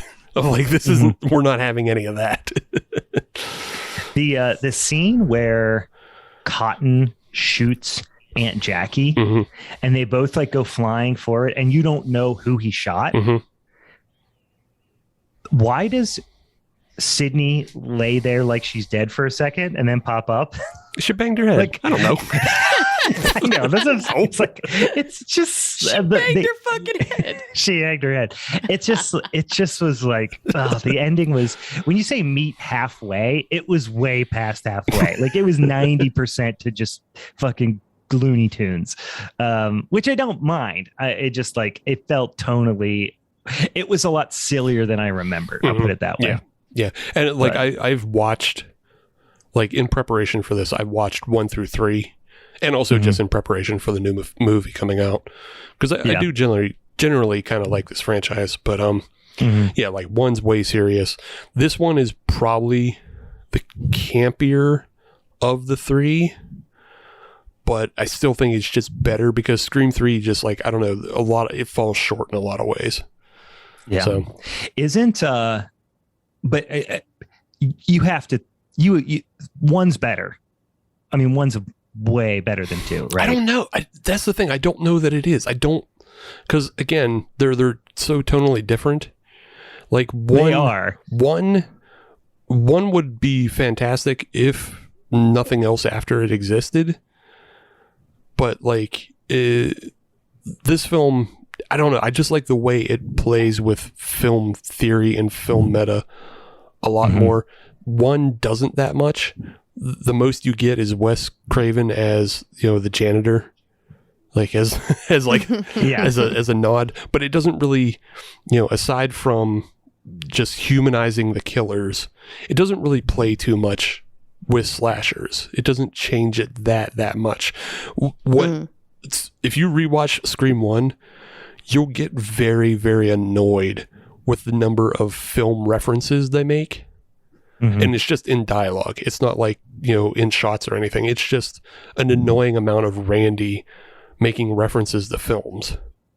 Yeah, it's like self-aware in the world that slashers exist in, whereas 2 is self-aware of itself in the way that it is part of slasher lore. The first movie's part of slasher lore. But yeah, watching this does make me want to go back and watch 1 though. 1 and 2 are worth it. 3 is and then 4 is meh. I got a newer like face mask to wear out in public, and it has Ghostface on it all over it. Nice. I can't tell you how many people have been trying to talk to me about the show, and I'm like, I have not watched it yet. And I have not watched the show so either. I'm like, that's the other thing. There's a show, and it's like, I've never seen any of it, and it's like, how could that be? Like, I feel it's just more of a nostalgic thing, because that was, I feel like, so relevant to like our, you know, younger years, you know, like preteen type, you know, one of the first ones, because like when you, like you said, Brian, it was like, that was genuinely fucking scary at that time. You know, freaked me the fuck I remember out. that first scene just fucking. I remember the night I watched it. I feel like I've told this story, but the night I watched it, it was like me and like 3 of my friends. We were all, you know, 10, 11 years old. We watched it in his basement in the dark, and then we walked up into the woods and like camped out in his like tree house. Jesus Christ. And I was walking up through the yard, scared shitless in the pitch black. And like, it was like summer. And all of a sudden his dog, he had this beagle, came running up through the yard, and nobody heard it coming. And it just ran into the back of my legs at full speed and like took my legs out from under me. And it scared the shit out of me. That's really funny. Though I am very surprised for it being a beagle and not being like, it was, I forget. I just remember it was a little scary, stubby little dog, but it just ran at full speed and took my legs out. And I like literally shit myself, I think. All right. Any final thoughts on Scream 2? Yes. The prompt is back to school, and this is Scream 2, and it went back to school. The first one was at high school. This goes back to school. I win. That's way too literal. That was not what we established there, bud. Steve wins, technically and literally and in all ways. Steve wins. He's just saying that because he knows mine's better. Sorry, Brian. I'm not going to defend yours either at all. All right. Well, you know what? Speaking of my movie, you sons of bitches, film number 2, which is, of course, mine. Night of the Creeps, 1986. So I love this movie. I genuinely love it. I have a very strong feeling you guys do not love it as much as I do, and I'm okay with that. I didn't hate it. I'm not going to lie. I didn't hate it. I just, I was like, this is a really great movie for a zombie, like a take on a zombie film. Yeah. I'm going right for the jugular right now. But you mean it's not school enough for you? It definitely obviously had school related. They're all in high school. That's cool. Well, but they're I was in college. Like, yeah, whatever it was. But like, see, glad you paid so much there wasn't attention. enough school that I even was like even cared. But the movie, but I thought it was fun. Out in a fraternity party. It's fun. Brian, it's a fun movie. It was enough school for me. It was enough school for me. Yeah, it was It's enough school for Steve, who's the ultimate stickler on topics. Yes. I will not have you saying there's not enough school. I know, but my takeaway too is I walked in. I was like, this is I would genuinely would watch this movie again. Genuinely, yeah. I've watched this movie a lot of times. It is a just fun, silly, kind of creature feature ish, 80s flick, and it's got the most concentrated number of just over the top one-liners coming out of the mouth of Mr. Tom Atkins. You just can't, like, there's no movie that has more quotable lines, I think, than this one. So it stars, like I said, Tom Atkins as Detective Ray Cameron, Jill Withrow as Cynthia. She is in just a bunch of like mid 80s, horror movies. She's in, obviously, Night of the Creeps is the first thing. That's kind of the thing she's most, I would say, known for. But she's also in Twice Dead. She's in, what was the other thing that was? Oh, she's in Weird Science. She's in Porky's. She's in, there was another like significant one that she was in. In any case, like, you'll recognize her face most likely from a lot of like mid 80s type of movies. But anyway, we'll kind of jump into as we introduce characters, as we kind of go through the plot a little bit, but I won't drain it and go into incredible detail, because it's just a really silly, fun mid 80s, quirky horror movie kind of thing. So it starts out in the strangest, like, unnecessary scene ever in a spaceship and it's all like practical effects, obviously, and it's a lot of little people, actors in alien costumes, and you kind of get this scene where something is escaping from their ship, and they're like, we got to stop it from escaping or whatever, and they've got these little guns and they're running around just being silly, and eventually something escapes from the ship. You don't know what it is, but obviously they're very concerned about it. But I just feel like that, like, it's not a particularly great scene or anything, but it's just one of those things where you're like, you guys didn't have to do that. You know what I mean? You didn't have to get a bunch of little people in alien costumes, but it's just such a fun little touch. They didn't have to. And it's weird. I'm going to say it's this first 15, 20 minutes of the film of this scene and then the subsequent 1950s flashback. Yeah. Yeah. It's the best part of the movie, but it also kind of hurts the rest of the movie because this is so good up front. I wouldn't say it's the best part of the movie, but yes, it is a very different feel, and it sets up your expectations in a weird way because the rest of the movie is not this. Yeah. So you're 100% right. You get this like kind of effects heavy, costumed aliens, kind of rubber mask aliens in the first just couple of minutes. And then, yes, you go into this kind of flashback scene. But anyway, I'll get into it and kind of explain a little bit more what I'm talking about. So, you don't really get much explanation of what's happening with the aliens, but you do figure out that their quote unquote experiment gets out of the ship and ends up kind of plummeting to Earth. And then you just kind of jump cut to Sorority Row 1959. And there's this super square dude throwing pebbles at the window of the sorority house, and he's taken this super square girl out. And the one thing I love about this scene, it's such a stupid little part. The guy who plays the guy who's throwing the stone at the window, Johnny, I believe his name is. It's like it's the first time he ever threw anything.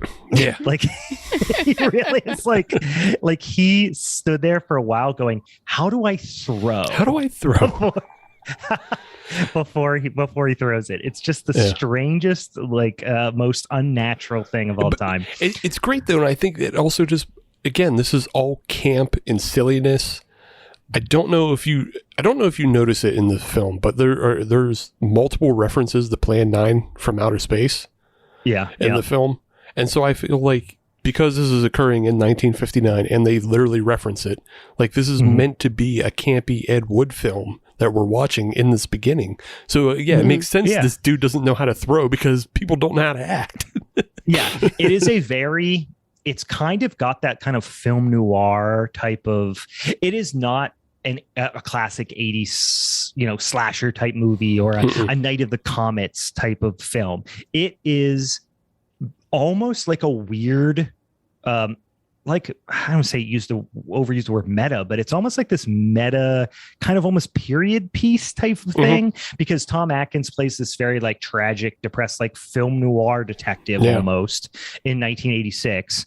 But then you also get this touch of the two kind of main younger protagonists who are in this very much 80s college flick type of thing, 70s 80s college flick. But anyway, so they jump to the two couples, and this cop kind of comes over and interrupts their canoodling on Lover's Lane in the car, and he says there's this loony on the loose, and then this meteor crashes, and it's I had just got done watching the night before Killer Clowns from Outer Space for the 100th time. And I was like, every good movie starts with something falling out of space and then somebody going to figure out what it is. The Blob, the Thing. Yeah. Killer Clowns. Clowns. So Johnny is, like I said, which you've guessed by now, where we talked about is his name.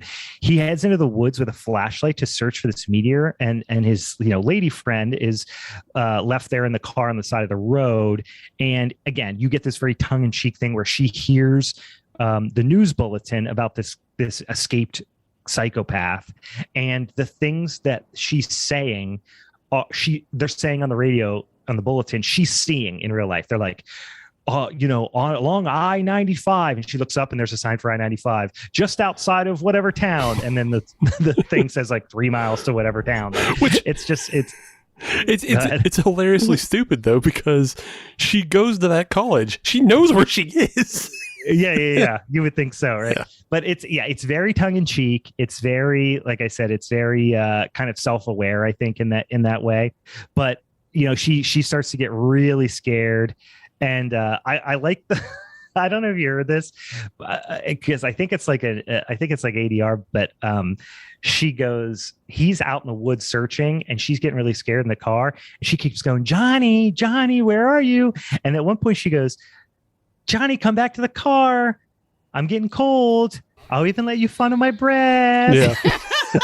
I laughed so hard when I heard that. I was like, this is not real life. This is just not. It's such a funny, silly thing. Just another quick point about that ADR is when they first come to investigate the scene, the car is pulling up and they're doing obvious ADR lines, but you can see very clearly neither of them are moving their mouths. Yeah. It's like everything in this opening is so purposeful and fantastic. And I love it. Yeah, it's super over the top. And then Johnny finds this kind of canister in the woods, and then it explodes in this kind of unknown little item that can't really tell in this moment what it is. It kind of shoots into his already open mouth. And then simultaneously, while this happened, his girlfriend is being, hacked to death by this axe murderer, who just kind of wanders off the side of the road and sneaks up behind her and chops her while she's sitting in the car in the convertible. So then this cuts right to, and you do get this little take of like this cop comes up, interrupts them, and is like, it's dangerous out here, you should get going. And that you could tell that they know each other, like the girl and the cop know each other, and the boy and Johnny even says something about it, and she kind of suggests that like they dated or something, right? So, and then again you jump cut right to Rush Week 1986, and there's a couple of just bitching guys cruising for Major League Babes. It's Chris and JC. And Chris is Russ from National Lampoon's European Vacation, who's fucking great. I mean, he kind of makes this movie, I think, in a lot of ways. But really, yeah, I think he's so sympathetic. I don't know why. He's just this dorky, like, he's just so painfully dorky. And I think that's why I like him, is because of European Vacation, because he's such an awkward, dorky guy, but he always has like a weird amount of confidence in certain situations. Like in European Vacation, he does as well. And I don't know why. I just like that actor. I don't remember what his name is, but I'm assuming you disagree with this. But, yes. Anything that isn't that first 15 minutes and anything that isn't Tom Atkins feels like a bored flatline to me. Come on. It really does. I'm sorry. Not good. I'm not saying it's good. It's just enjoyable. Yeah. I don't know. Just something about the three characters you mentioned and Cynthia. They all are flat for me. I don't get it.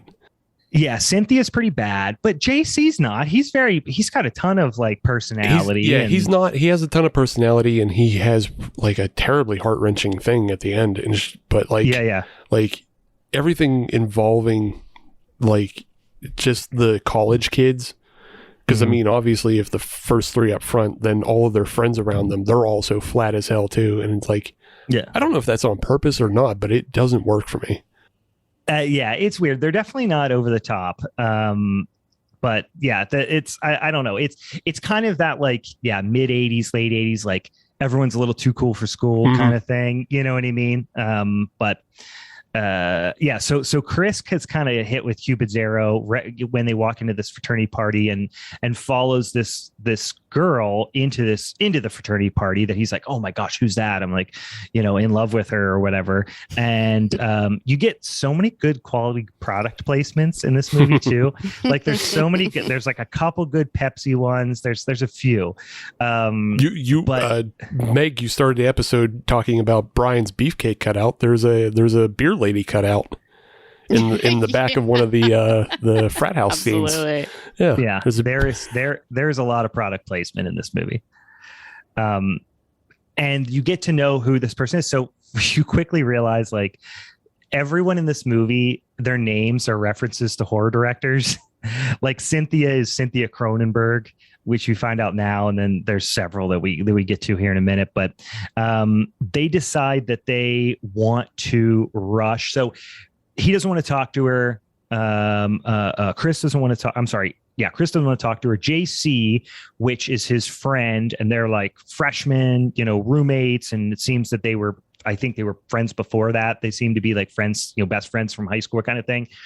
JC has they're not crutches. What are they? Like kind of brace crutches. Yeah, they're brace. Yeah, I know. Yeah.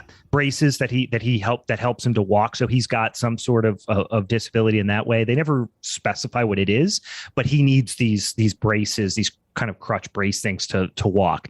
And he is much more confident. He's much more kind of like, hey, who gives a shit? Like, I'll go, talk to this person. Whereas, Chris is like terrified to talk to her. So they decide they want to rush the fraternity, which are the betas, so they can meet Cynthia because she seems to be involved with them in some capacity. So, she is coincidentally dating the main frat douche, and he's just like the stereotypical frat douche. He's got like the feathered blonde, like spiky hair and stuff. Kind of like talking about what we talked about, where there was like stereotypical, like, dark haired females for like, I feel like in the 80s, it was bright blonde hair was like this signifier for evil. Yeah, he was an absolute douchebag. Like he looks like he's in Hitler Youth. You know, Yeah. he's got that. Yeah, he's got that look on him for sure.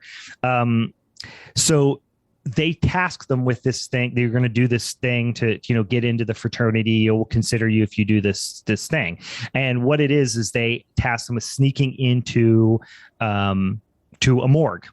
But they have no intention of actually letting him into the fraternity. They're just kind of fucking with him. But they stumble upon this kind of secret science room in the morgue that they're just not particularly surprised is there. And they see this frozen guy with kind of lots of lights and buttons and stuff in there. Like I said, it's just a general science room with lots of computers and beep boops and levers and things like that. And they've got this guy there and what is that? And the guy and one of them, I think it's JC, recognizes that he's cryogenically frozen. And he's like, you heard of freeze-dried coffee? This is a freeze-dried human, total corpse-sickle. Such a fucking great line. And it is Johnny from the intro, from the 1959 kind of flashback. So the corpse, as you might expect, wakes up, grabs his arm, and then they do this very classic runaway, whoa, Abbott and Costello style, runaway out of the room. And JC is on crutches, by the way, like we said. So it's it's completely asinine, but it's a blast. It is very cartoonish. So then these scientists come back and Johnny's lying on the ground and one of the scientists is like, oh my God. And he walks up and Johnny grabs the scientist by the neck and shoots the weird slug out of his mouth into the scientist's throat. And then you just kind of wait. You don't know you still don't kind of fully know what's happening, but he's transferred whatever this is that was in him into the scientist at this point. Then they get into an argument, Chris and JC, and then you get a really strong, hey, fuck you, Chris, at one point. Which I just thought was I just love when somebody says fuck you or just a really firm fuck you to them. They get in this big fight and they exchange some homophobic insults and then they're friends again. So now you cut to Tom fucking Atkins, and this is really where the movie shines. Yeah. It's just him doing absolutely silly shit. So the first thing you see is him wearing a white tux and sunglasses, sipping a drink out of a coconut and just having eye intercourse with this beautiful woman on the beach. And then so he wakes up, so he was dreaming and he's a cop, the dream cuts to, he's a cop witnessing this axe murder. And you get this really cool, kind of gruesome ghoul effect when it kind of turns around, but the whole thing was a dream. And you start to know that, understand that he was part of that scenario that was the flashback at the beginning. It's pretty easy to tell he was the cop, but it's they don't come out and say it, quite yet. Right. Like I said, there's so many great lines by Detective Cameron, aka Tom Atkins. Just one thing. When he wakes up, and I think it's really important to his character when he wakes up in his house, and he's in his fucking shitty lazy boy, and everything that surrounds him is pulp detective stuff. So he has whiskey on the side table, and then he has all these pulp detective novels. Mm-hmm. So he's been reading that film noir pulp detective kind of shit his entire life. I think it's important to his character because his character is a fucking loser. Yeah. Yeah. And it's so great, though. He's an absolute dick. He's just this kind of absolute, just booze-soaked, flaming dickhead to everyone he comes in contact with. Yeah. He just says horrible shit to people. The line I have written down here somewhere. He's he comes into the science room, and they see the corpse on the ground and all this stuff. And he's yelling at the sergeant or whatever. His name's Ramsey? Ramey. Oh, it was Ramey. It's Ramey. Yeah, because it's of course dead Ray. So it's another they're throughout the movie. And he's are you going to straighten this out, Ramey, or am I going to play Poop Patrol with my nightstick? Yeah. He suggests he's going to stick it up his ass. Yeah. Yes. I don't know. But yeah, you get there's Sergeant Ramey, Detective Landis, Cynthia Cronenberg. Mm-hmm. You get the idea. Even JC is Hooper. Oh yeah, and yeah, then I even fucking forget his name again. But Romero is his friend, JC's friend. Chris. Yeah, it's Chris Romero. Oh, Chris Romero. Yeah, you're right. And then there's a million of them. I mean, Cameron is even one if you want to, because at this point, James Cameron had only directed Piranha 2 and The Terminator and Aliens. So I'm pretty sure it's supposed to be James Cameron. And then one of the sorority girls has a cat named Gordon, and you can either take that to be Charles Gordon or Stuart Gordon. Stuart Gordon. It's got to be Stuart Gordon. Come on. I didn't catch the cat. No, I missed that part. But yeah, I was counting them at one point, and then I was like, okay, we get the point. There's a fucking bunch of them. Yeah. But anyway, so Johnny is kind of out, strutting his stuff around town. There's, zombie Johnny. And then you get two classic 80s jump scare. You get a kitty jump scare, which you always got to appreciate a good kitty jump scare. And then you get some boobs, and you love to see it. I mean, that's what you get the two quintessential items of the mid 80s here within about 2 seconds of each other. I feel like if we want to talk about school horror and stuff like that, I feel like a locker room boob scene is fucking critical. Yeah. And it's like it's gratuitous in this instance. Yeah. And Carrie, the one in Carrie is gratuitous. Terribly gratuitous. We'll talk about that. So Johnny, zombie Johnny pops up with a flower at the window that he threw pebbles at back in 1959. But of course, new people live there. And then he releases all these little creepies out of his mouth. And you get to see for the first time that these things that are going into people's bodies and turning them into zombies are basically these fast moving little like alien slugs, basically, for lack of a better term. Did they have like a specific name for the slugs? I don't think I caught it. That's why I was like, I was just calling them creeps because it's Night of the Creeps, so I just called them creeps. But no, they never call them anything. I just I think I just started writing down creeps or creepies. But yeah, they're just these little alien slug things. Tommy shows up. He's ready to fuck at this point. And he's just down to clown as soon as he walks in the room. He leans in on the catchphrase, probably the most famous, not the most famous line in the movie, but the most famous catchphrase, which is, of course, "Thrill me."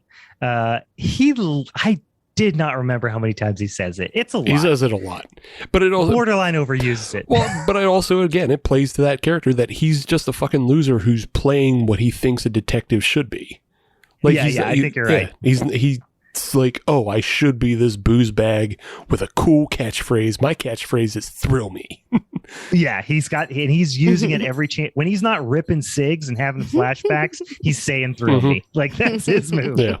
And I love that that dream of him in the tuxedo, sitting on the ground, like sitting in the sand with a tuxedo and a fancy drink, is just such a like dumb dickhead thing to fantasize about. Yeah.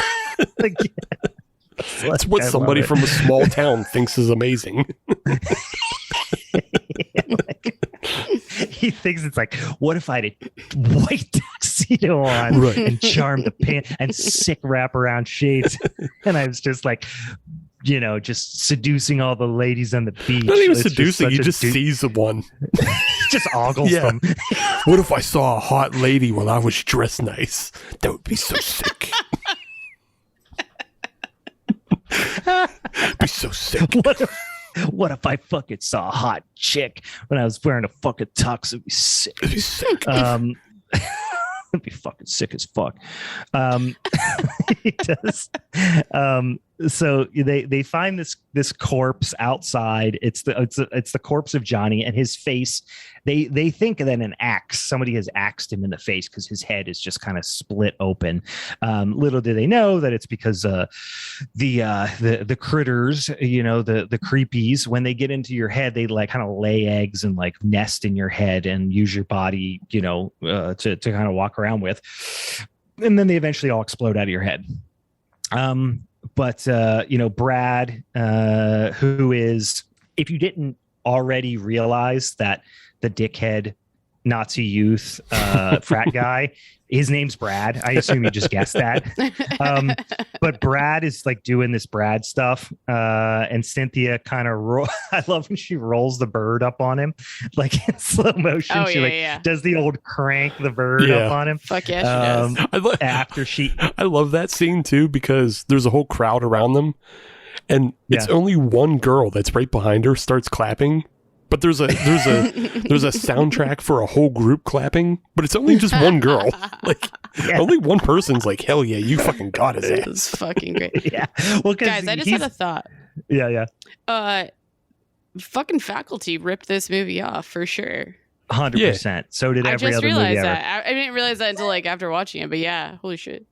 Yeah, there's definitely this is a one of those like really, it's just a good bad 80s movie, you know what I mean, that just a lot of people have a lot of like affection and nostalgia for, which I'm of course one of them. But so Brad's being a dick. He like trips JC. Like I said, Cynthia does the whole roll the bird up on him and tells him to fuck off, and so the cops pick up JC and Chris and kind of take them downtown to question him about this murder. And the original scientist guy wakes up mid-autopsy and just fucking bails. And all the critters are like scurrying all over the place. And you get this cool kind of like mutilated cat effect too. The practical effects in this I thought were good. They're like few and far between, but they're just pretty well done. I don't know who I forgot to look up who was in charge of the effects. So it was a production house, but of note, it's kind of a precursor to K&B effects, because both Robert Kurtzman and Greg Nicotero worked on this film. I remember seeing Kurtzman in the credits. Now that you say that, but I did not notice Nicotero's name. Yeah, they both worked on this film, and this film came out 86, and I believe K&B was officially formed in 88. Okay, so this was leading up to them kind of going out on their own. There's one point here where I don't remember the exact scene. It's leading to a fairly inconsequential scene. Oh, it's when they're in their dorm room and Cynthia shows up to their dorm and he's Russ. I'm just going to call him Russ. Yeah. It's Chris, but I'm just calling him Russ. And Russ is studying and JC's over there like drumming and being really loud. And Russ does the slowest head turn in history. And I love a good slow head turn. Like when somebody's talking, just like take 10 seconds to slowly turn your head towards them. He just nailed it. And he's kept his eyes fixed the whole time. It just, I laughed out loud at that. But Cynthia confides in Russ and basically explains that she knows the exact nature of these space creatures. Like she basically guessed, like, I think they lay eggs in your brain and explode out your face. And he's like, oh, cool. So JC, he sees, because he's in the stall, right? And he sees that the little critters had busted out of the janitor's face. Yeah.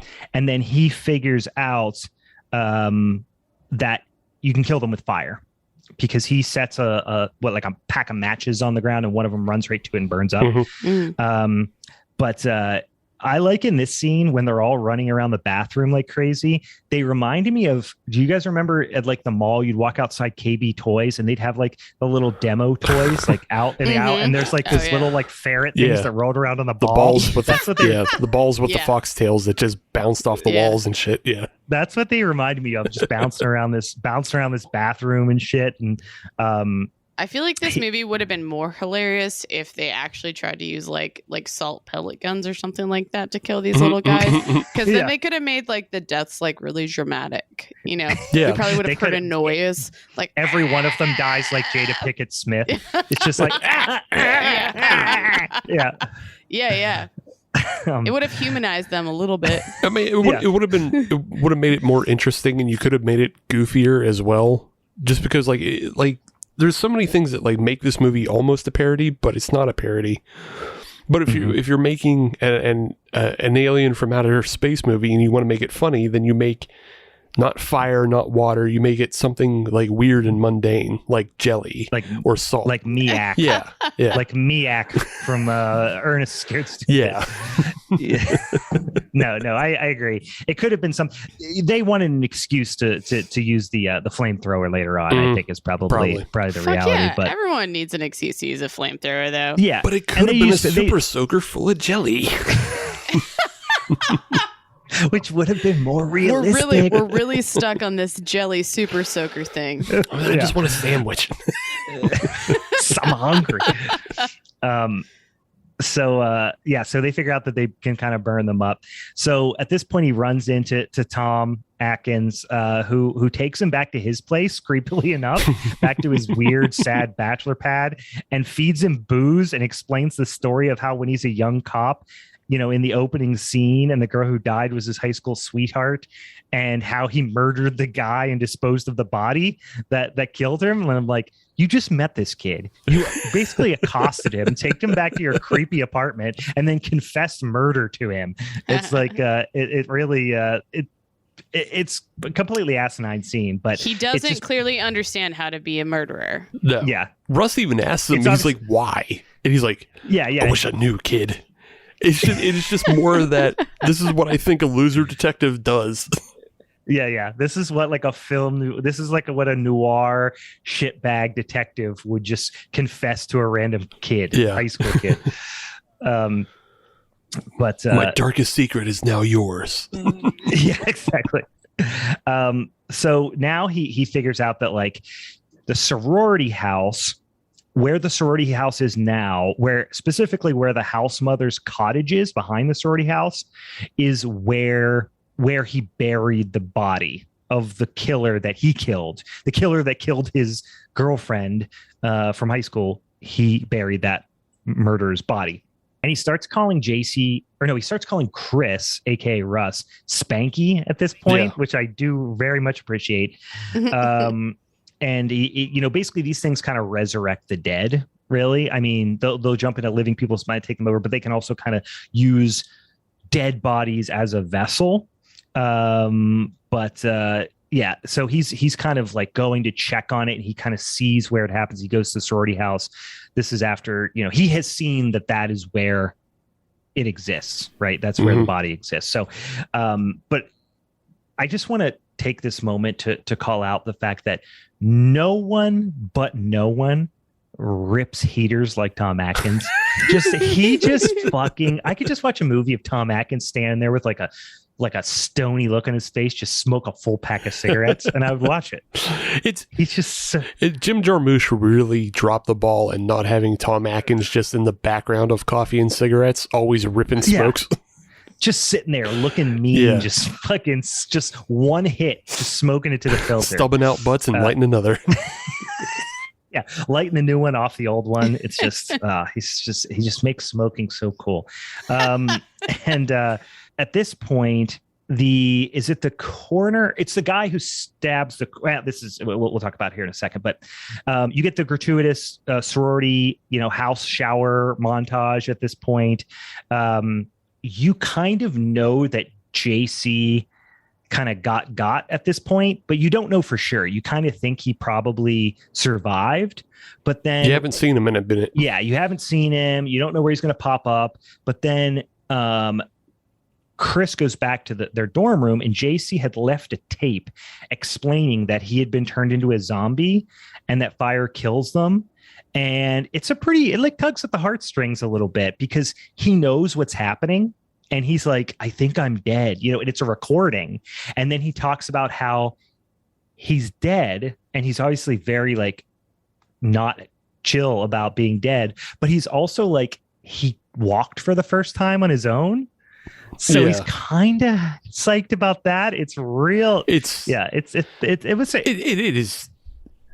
I don't know. I like it, but it's also super dark and depressing, and it's sad. Yeah. And after I felt like most of this film was kind of flat. Yeah. Like it takes such a hard dip. The tone changes just so rapidly. So dark. You start questioning your life midway through this ridiculous Well, here's film. the thing too: is like, oh, Meg heard us talking about ripping smoke. She had to go grab one. Right. So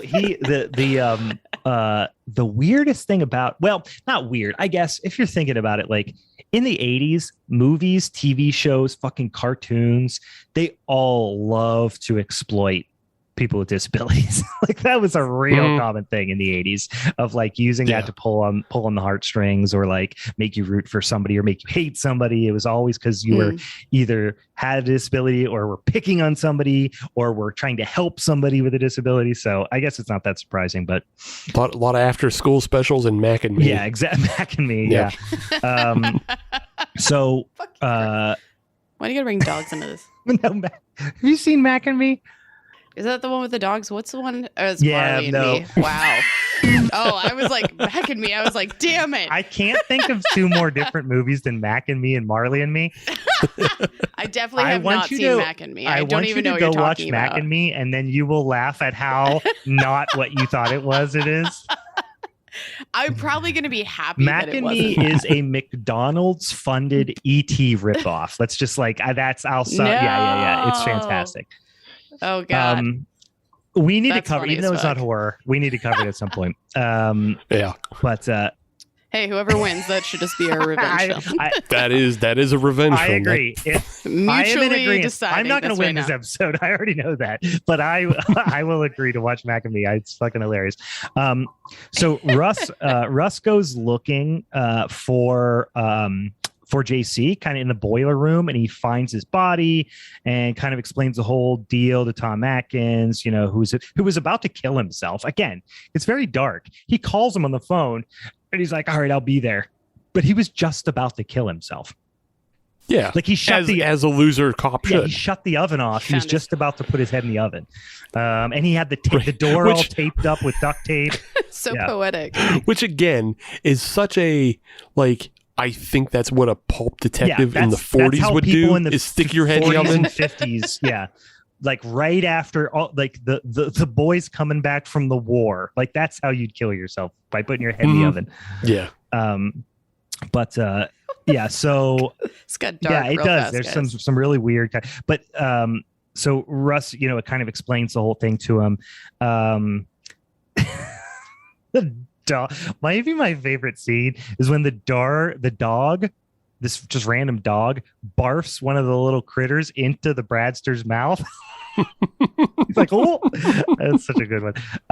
And then the frat guys are all on their way to like a formal, I guess, and all the sorority girls are like getting ready for the formal. The frat guy's bus crashes because the dog walks out in front of them. The guy swerves on a residential street, somehow rolls like a Greyhound bus on a residential street, and no one even comes outside to look. And you enter Dick Miller at this point, which I love Dick Miller. He is kind of the armory guy at the police station that gives Tom Atkins a flamethrower. And there's this whole scene where he's like not going to give it to Tom Atkins because he doesn't have like an ID or something, and Tom Atkins basically threatens to kill him. Right. He doesn't have the requisition for him for a flamethrower. He's like, well, I could shoot you with a shotgun. And he's like, yeah, all right, don't worry about the form. But what if I kill you? Yeah, he takes it from 0 to 60. But so there's this foreshadowing with the pilot light on the flamethrower at this point. He's like, it's a real bitch if it goes out, kind of thing. But so Zombie Brad shows up at the sorority house, and chaos starts to ensue. Actually, the girl who opens the door is just like, hey, Brad, come in. Like, she doesn't notice he's a zombie. But then the dog ends up going on and infecting the whole crashed frat bus of they all perished in this accident on a residential street. But Cynthia keeps trying to break up. This is my favorite scene in the movie, hands down. Cynthia trying to break up with Zombie Brad. Like, he's clearly a zombie. He's like a fucking ghoul. And she's like, come on, let's go outside and talk. And she sits behind him and they pan across and he's in the background like, and she's like, I don't think we should see each other anymore. And then Russ ends up showing up with the flamethrower, of course, and burns him. And then this is where you get the most iconic line where Tom Atkins busts in. They're like, "Who the fuck are you?" And he's like, "I'm a cop. Fucking everyone's zombies." And she goes, and he looks out the window and he goes, "Good news and bad news. Good news is your dates are here." And she's like, "What's the bad news?" They're dead. That's the best line in the movie by far. I don't see that as a bad thing, though. I mean, that's not bad news. If your zombie date shows up. He also, what was the "It's Miller time" quote? Did you? Oh, I do remember that. I remember that. So he says it's Miller time. It was in the car. I know he says it, but I don't remember. Yeah, was Miller time like a slogan really around that time for like Miller beer, or we're like, oh yeah. Because wasn't that around like the great taste, less filling? Wasn't the mid '80s all about the great taste, less filling? Yeah, because it's also in I think it's also in Ghostbusters. Yeah. Fucking Peter Venkman says it. Does he? Why don't I remember that? Yeah. I don't know. It was just it was a scene where they're like excited for something. I think it might be after they defeat Gozer. He's like, "It's Miller time." Okay, yes, I do remember that. Now you say that. Any case, just throwing out fucking one-liners and quips left and right. He sees the picture of his dead girlfriend, and it gives him straight up Hulkamania, and he starts just shooting everybody. And then at this point, I was pissed about this. Because I didn't even remember this scene, and then I was like, "Oh, how did I remember this?" And then they completely wasted it. They waste a lawnmower kill. They literally have like a Dead Alive style lawnmower kill set up, and they do it off screen, which was a bummer. It wasn't just off screen. It was they do it, and they just do like a little animation splat. Yeah, the blood on the screen, blood splatter shooting towards her kind of thing. And it was just it was like an obviously like cartoon rotoscoped on blood splat. It looks fucking terrible. Yeah, I didn't remember that one. That one really sucked. It was a wasted kill for sure. I feel like that could have been a really cool callback if they even like did try to do certain kills that were like reminiscent with like how you wonder if they were gonna do it, and then they were just like, it doesn't look the way we want. Cool. Maybe at that time too, it wasn't as accepted or something. I don't know. Well, Dead Alive. Oh, Dead Alive that hadn't come out. Yeah, it doesn't come out for like 3 more years or something like that, right? Yeah, I think that was like 92. Oh, I thought it was 89. For some reason, 89 was in my head. 92. That was the follow up to Bad Taste too. So that would make sense. Yeah. So the lawnmower kill. So they realize that all the creepies are going down into the basement because that's where you notice earlier there was some foreshadowing earlier where one of the sorority girls was like, she's like, "What do you got there?" She's like, "A bunch of brains for science class. Like, I'm just gonna hide them in the basement." And it's like, wait, you're telling me like your professor asked you to stash brains in your sorority basement? Like, what are you fucking talking about? So they get up. Tom Atkins has got them all in the corner. And he's got like tape over his mouth so they don't get in. And there's one where he's like, "Don't even think about it, you son of a bitch." He's talking to the creepies. And then he kind of gives Russ comes out, gives him this little wink, and he starts counting backwards.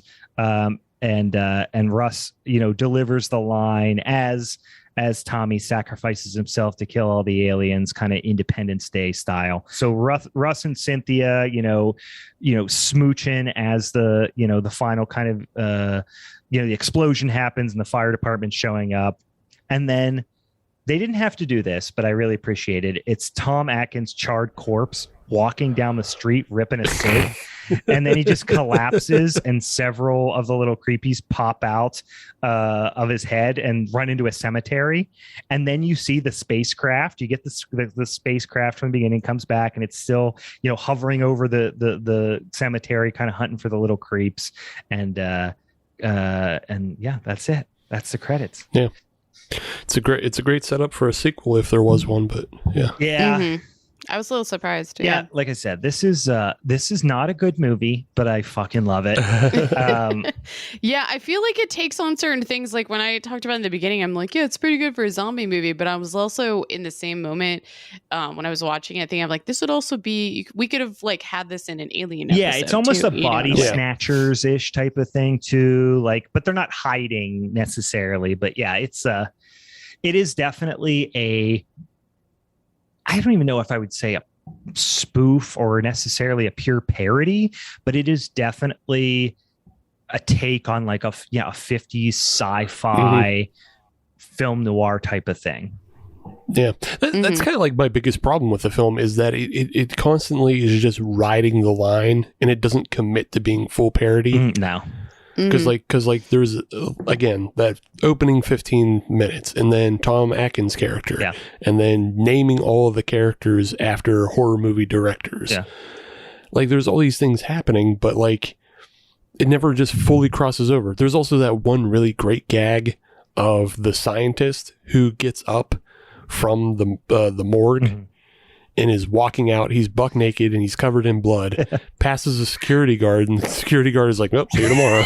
I forgot. Yeah, that's a good line. Yeah, it is it's almost like they had this project in their mind of, like I said, this kind of spoof on like, 50s and 60s, sci-fi type of thing. And then they were like, but we kind of got to make it a buddy comedy too. You know what I mean? Right. Yeah. And I don't know. I just, for some reason, I really like JC and Chris and like their chemistry. They're not putting on the performance of a lifetime or anything, but I don't know. I just find their kind of chemistry very charming and very like of the time. Yeah. It just feels like, I don't know. Maybe the other actors weren't in on it. I feel like Tom Atkins is in on it. Oh yeah. Because he knows he's playing this over the top, like loser cop, and then like, but it feels like nobody else knows that they're in a parody. No. They think they're in an actual film. Yeah. I think you're right. So I don't, it feels like, whatever script rewrites or something that happened kind of got bastardized and everyone was not on the same page in terms of what the movie was supposed to be. But again, we've talked about this before, and this is why I kind of like a lot of not necessarily great movies, is because in that situation where is this kind of disjointed nature to the narrative, anything can kind of happen. So it is like pretty unpredictable in that way. Like fair, if 20 minutes earlier, the spaceship came down and the end was them in a firefight against the little aliens, like that wouldn't have been surprising. That would have been like completely in line. That would not have. It could have went in a million different directions. And I don't know. I think that's what I like about the unpredictable nature of people who don't care or don't know better than to write a cohesive narrative. Like it just makes it unpredictable. It's like Uninvited.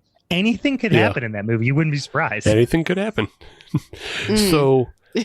Interesting, just to talk quickly about like the director and writer of this film, Fred Decker.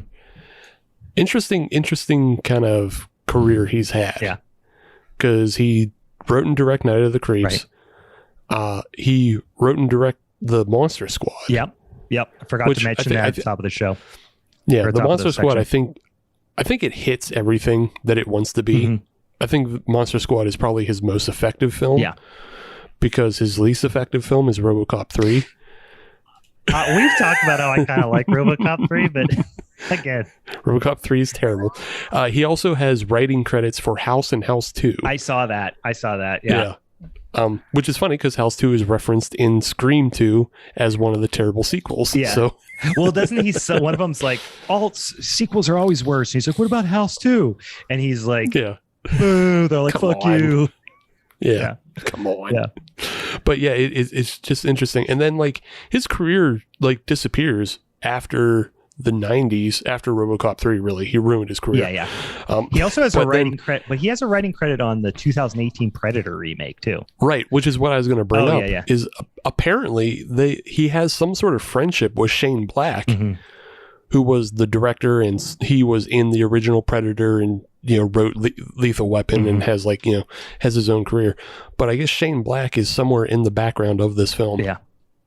He's like at one of the frat parties. He's literally in the background? Okay, I thought you meant yeah. Oh no, I didn't know that. Yeah, Shane Black is somewhere in this film. He's either one of the cops or one of the frat bros. Who is the I'm trying to picture I'm having trouble picturing Shane Black, and I wonder if he is he's not the dickhead jock that Cynthia's originally talking to, is he? No. Because I can't picture what Shane Black looks like. He, yeah. I don't think he would be really recognizable because he's just kind of like a nerdy dude. Okay. And like in the original Predator film, I think he's just kind of like he's the nerdy guy with the glasses. Yeah. I know what you're talking about. Yeah. All right. Well, Meg, it's up to you. Hi, guys. Hey, guy. You know what? The underdog is here. Are you painting yourself as an underdog? I don't fucking know. I chose the most like cliche one for this topic, so I recognize my tactics. At least you didn't choose. At least you didn't choose the Faculty, because we'd be really too tired to sit through you talk about the same movie again. And then I also would have been torn apart after like it being a ripoff. After you know what I mean. Though we did talk about that being a great film. So, anywho, I have Carrie, the 1976 adaptation of the Stephen King novel, coined also Carrie. It was adapted by, it was Lawrence D. Cohen, which he didn't really have a lot of stuff going on around in his career. I don't know, like really Wikipedia doesn't say much about him besides the Carrie, right? But it was directed by Brian De Palma, which if we look at his like history, he has a lot of good shit. He actually directed Scarface too. Yeah, that was pretty Scarface. Dope. It's like he had a pretty good career. Yeah, a bunch of other shit too. That was just one of the notable things too. He has another film with John Travolta that it's a good. I don't know. It's not, the characters are despicable, but it's a good rewatch. But yeah, just because I think he might have met Travolta on this film, and then they made this other film, which I fucking forget the name of, like an idiot. I'll get back to you. Yeah, he's got actually a lot of good. I mean, he did the Untouchables, the 80s the 80s version of it. De Palma's he's got a lot of great. He's got a lot of great flicks. Yeah.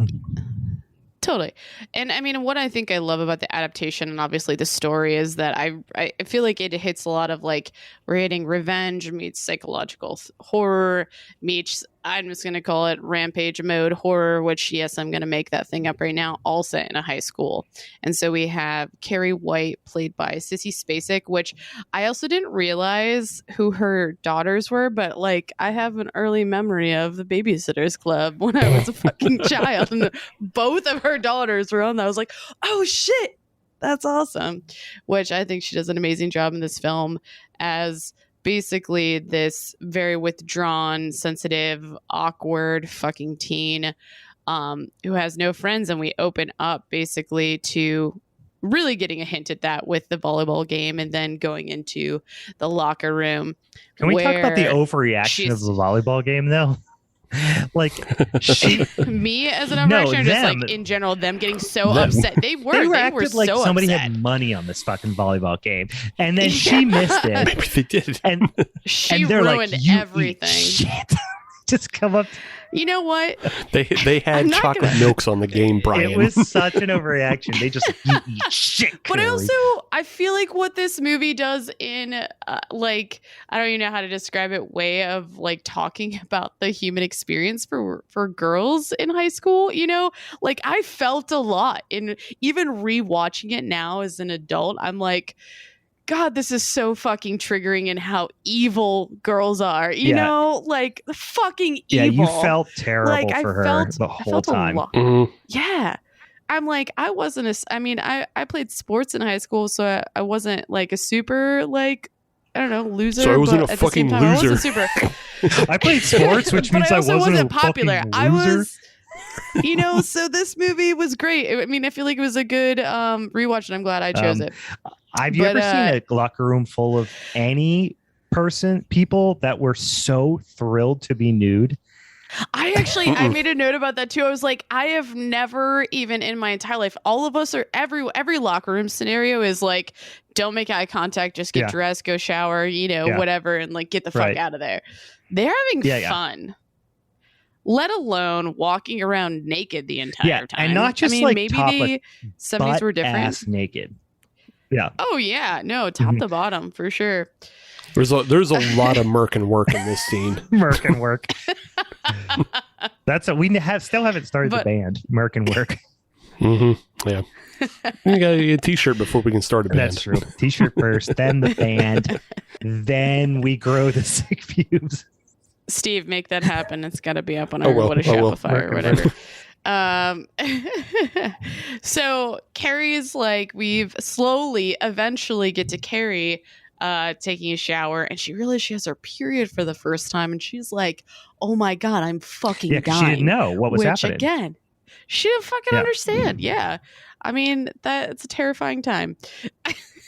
To be fair, though, do you really have to grab somebody's shirt with a bloody hand? I also made that point. I'm ignorant. I like how Steve's taking the other side of this. He's like PJ Souls. No, she should have fucking known exactly what she deserved. Yeah. All those girls deserved all the period blood all over them the entire time. I do declare. But I mean, think, you're in high school, right? You can't go home and change your shirt. She just rubbed period blood all over your shirt. Now you have to go get something out of the lost and found box, and that probably smells. It's called a trophy, Steve. It's called a trophy, Steve. So, but so she, like, that was also a note I made too. I'm like, even if I was so uncomfortable and I had blood all over me, I don't think I would be like walking towards someone being like, but I mean, if you thought you were dying, maybe. I think she thought she was bleeding out or something. I don't know. Like she was like her appendix exploded or something. I don't know. Mm-hmm. Yeah. But I mean, cramps could probably, but this was like it's just such a, I forgot how like uncomfortable then heartbreaking the scene is, because the whole scene before she starts bleeding is like the most intense like male gaze camera of all time, and she's supposed to be like a high school girl. It's just way over the top, and then the how like heartbreaking the rest of the shower scene is. And like the soundtrack is like this dreamy, like romantic background. It's just like, it's really uncomfortable. I don't know if you guys felt this out through the whole movie. I feel like that's a really strong point for this film in general. Is that I feel like they do an amazing job with the score, which I don't think I know off the top of my head who did that. But music by Pino Donaggio. He's done tons of film scores. I felt like I think it aided in a lot of the scenes that we can talk about and creating like tenseness. But what I also love is right after this, basically, I think she's a gym teacher, Miss Collins, played by Betty Buckley, which she had a good career. She didn't have like an extensive one. I even see back in like 2016, she played in Split, which I thought that's pretty cool. But I actually love her character, even like throughout the whole movie, because she is like one of the most badass fucking bitches. She's like, fuck you motherfuckers, I know your type. She's like, when she's torturing them and shit with the I fucking love it. I think like I wish I had someone like that in my corner in high school. That's what I was thinking of. So sorry, the composer, he did a ton of different stuff, but including Carrie, obviously, but also Piranha and Tourist Trap. He did, which has fantastic music. He did the score for The Howling, The Fan, The Seed of Chucky. Really, I didn't even got that far. Yeah, so many. I mean, I know I recognized his name, and I was like, what is he like? What is he? He did a bunch of Brian De Palma movies. He's all over the place. So. Yeah. So when Miss Collins intervenes, I love that she first like just starts grabbing them. They're like, we need more of that in high school, of like people like teachers grabbing me, like, what the fuck are you doing? Shaking. Fucking get your shit together, know? And I think she does that throughout the entire film, as we will talk about eventually, where she is like reprimanding this entire fucking locker room and basically telling them to go fuck themselves. But right after that, basically Carrie gets brought into the principal's office, and this is when we first start seeing her quote unquote like telekinetic type powers start like coming out, or at least we're introduced to them. But also there's just a lot of shitty people around her. I'm like, a principal continuously calling her Cassie when he's correct. Yeah, he's doing it on purpose, like, right? He's got to be. Yeah, he is like he's just dumb. trolling, or he's just trolling her at this point. I don't know. I would prefer, instead of even giving him the credit for trolling, I would rather just call him an idiot and just say he doesn't understand anything. I like the idiot route, especially considering the way it ends for him. Yeah. Yeah. Like, he's just an over-the-top buffoon. Yeah. So, and then he gets, does he get electrocuted at the end? Yeah, he gets electrocuted for touching yeah, live wires while he's wet. Let me go fucking touch this mic, you Being stupid electrocuted son of a bitch. is the funniest way to See, die. this movie got me heated mildly. Man, I didn't realize how heated I was. So, anywho, we get through that scene. She gets sent home. She basically gets so upset when he keeps calling her Cassie and is being corrected. She like flings this ashtray up in the air and breaks it. And then she's on her way home. This is when we're getting more hints and stuff that she has something going on that she's getting more cued in on, and that, you know, starts developing and she starts exploring. But I love that little kid on the bike. It was just like, oh, hey, creepy Carrie, and then basically used her power to like shove him off, you know. I do like perfect. That, like, she just knocked him into the grass, not like launched him in front of a garbage truck. She's just like, right. Yeah. Well, maybe I bet him. You if it was later on, she probably could have, because she would have. If it was after prom, that kid would have got yeeted. Yeah. He would have got the same fate as the Shredder in the Ninja Turtles movie. He got smushed in the garbage truck. Yeah. Oh, also, I think that is Brian De Palma's son. Is it really? Yeah, because he's in the credits. He's listed as something De Palma, so he's a son or you know, a nephew or something. Yeah.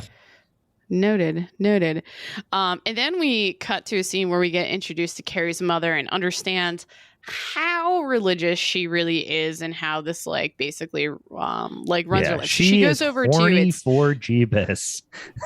So horny.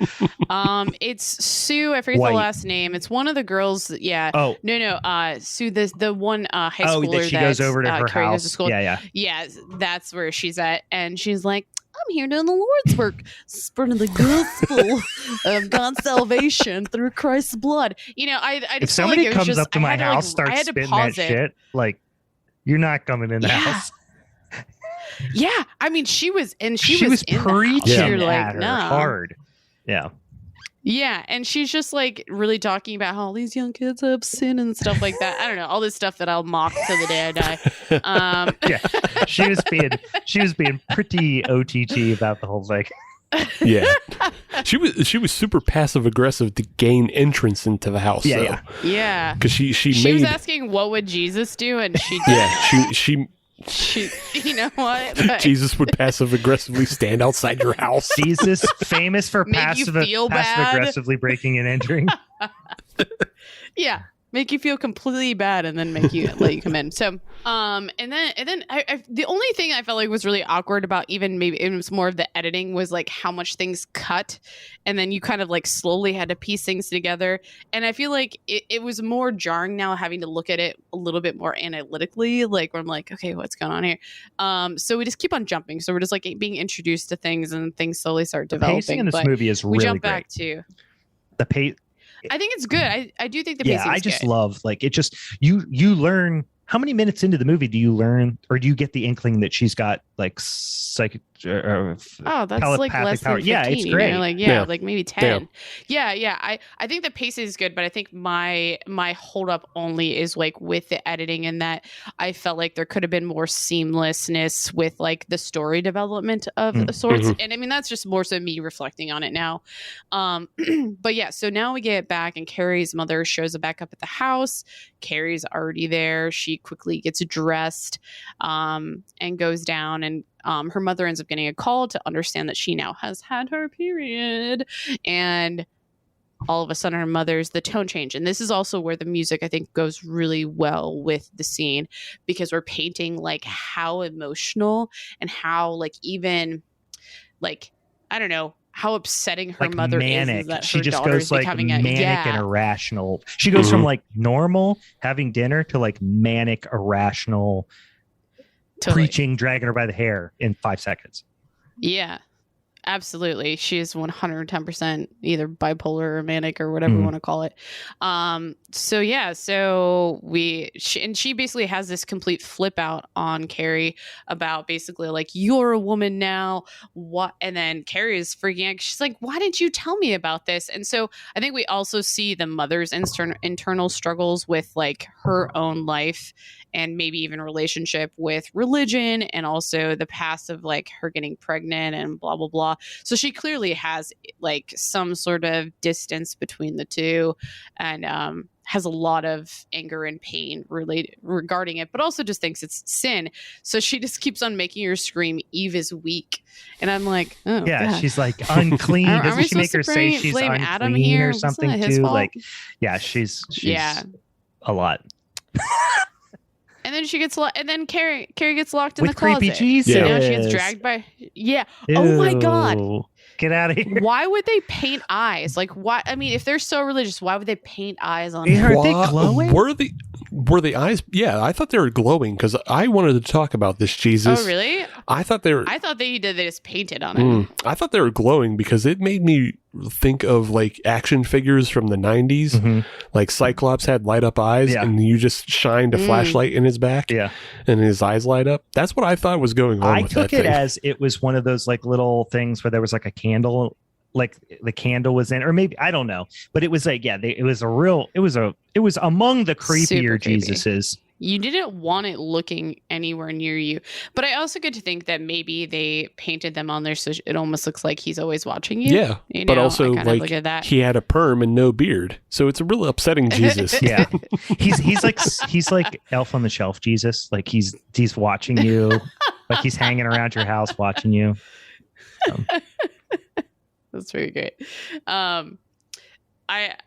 I feel like this next scene really shows that maybe even Carrie has this, like, she's maturing, or she already knows how to work with her mother, because she basically is just like, hi mama, and I'm like, this is so awkward and uncomfortable, but I can understand if like she knows if she acts that way, her mom's gonna be like, okay, you can just go to bed, I'm not gonna torture you anymore. Kind of instinct for her. Mm-hmm. Yeah, so we watch that play out when she goes upstairs, and she clearly is so distraught and upset, and that ends up causing her to break the mirror. I love that effect of when the mirror flexes before it breaks. Yeah, so fucking totally cool. I did like it too, definitely. And like obviously the mother comes up and is like, what the fuck happened? She's like, I'm just saying my prayers, guys. Sometimes I pray. My and glass mocking of breaks. Carrie is not. What was that sound? Don't worry about it. I was just saying hey to Jesus. Yeah. Again, but this is like, then we cut immediately back to school, and we're in basically, it's like an English class, and he's reciting a poem, and we've come to find out it's Tommy, who's like this like high jock. He's such a Tommy. Tommy. He's super popular. Like if Brad was such such a Brad, this guy is such a Tommy. Yeah. I loved his fucking hair too. He looks like Tommy. He looks like Tommy from the fucking rock opera. Yeah, right. Yeah, that's what I was trying to He say. looks like a goddamn pinball wizard. Yeah. That deaf dumb blind kid played a mean pinball. Yeah. I'll tell you what. And this is another time where we start seeing even the teachers are fucking giving Carrie shit, because she's just like, this poem's so beautiful, which granted it's kind of awkward in a way, but at the same time, she probably isn't allowed to read poetry at her house. She says to read the Bible. She's probably It's never boring heard words before. She probably never read poetry. You know, she reads books on sewing and not it's like poetry. If you never watched like, cartoons before, somebody puts you down in front of gummy bears, you're going to think it's sick. Like, right. Yeah. You'll quickly learn that it's exactly not the best, but yeah, for you, it's awesome. Yeah. Plus, the other thing is like it's like subtext and it's revealed later, but like it's a poem that Tommy copied. Yeah. And so like assumedly the teacher knows that he copied it. Mm-hmm. But like Carrie doesn't know, because like you said, she can only read the Bible and pamphlets about the Bible. Yeah. Right. That teacher is great. That he's a great character actor from like the 70s. It's I wrote his name down, Sidney Lassick. He's best known for One Flew Over the Cuckoo's Nest, but he pops up in a bunch of stuff. He's such a great like 60s 70s character actor. Yeah. No, I mean, he did good, I think, in what he was set out to do, because I think they were definitely trying to play this out in how extreme, like, how, like, mean people can actually be. Like, this is the OG Mean Girls movie, you know, but there's a lot more death. So then we basically go on to, this is the ultimate scene where I like fucking fall in love with Miss Collins, and she's like, I am not fucking around. You're not going to prom or getting detention, you stupid son of a bitch.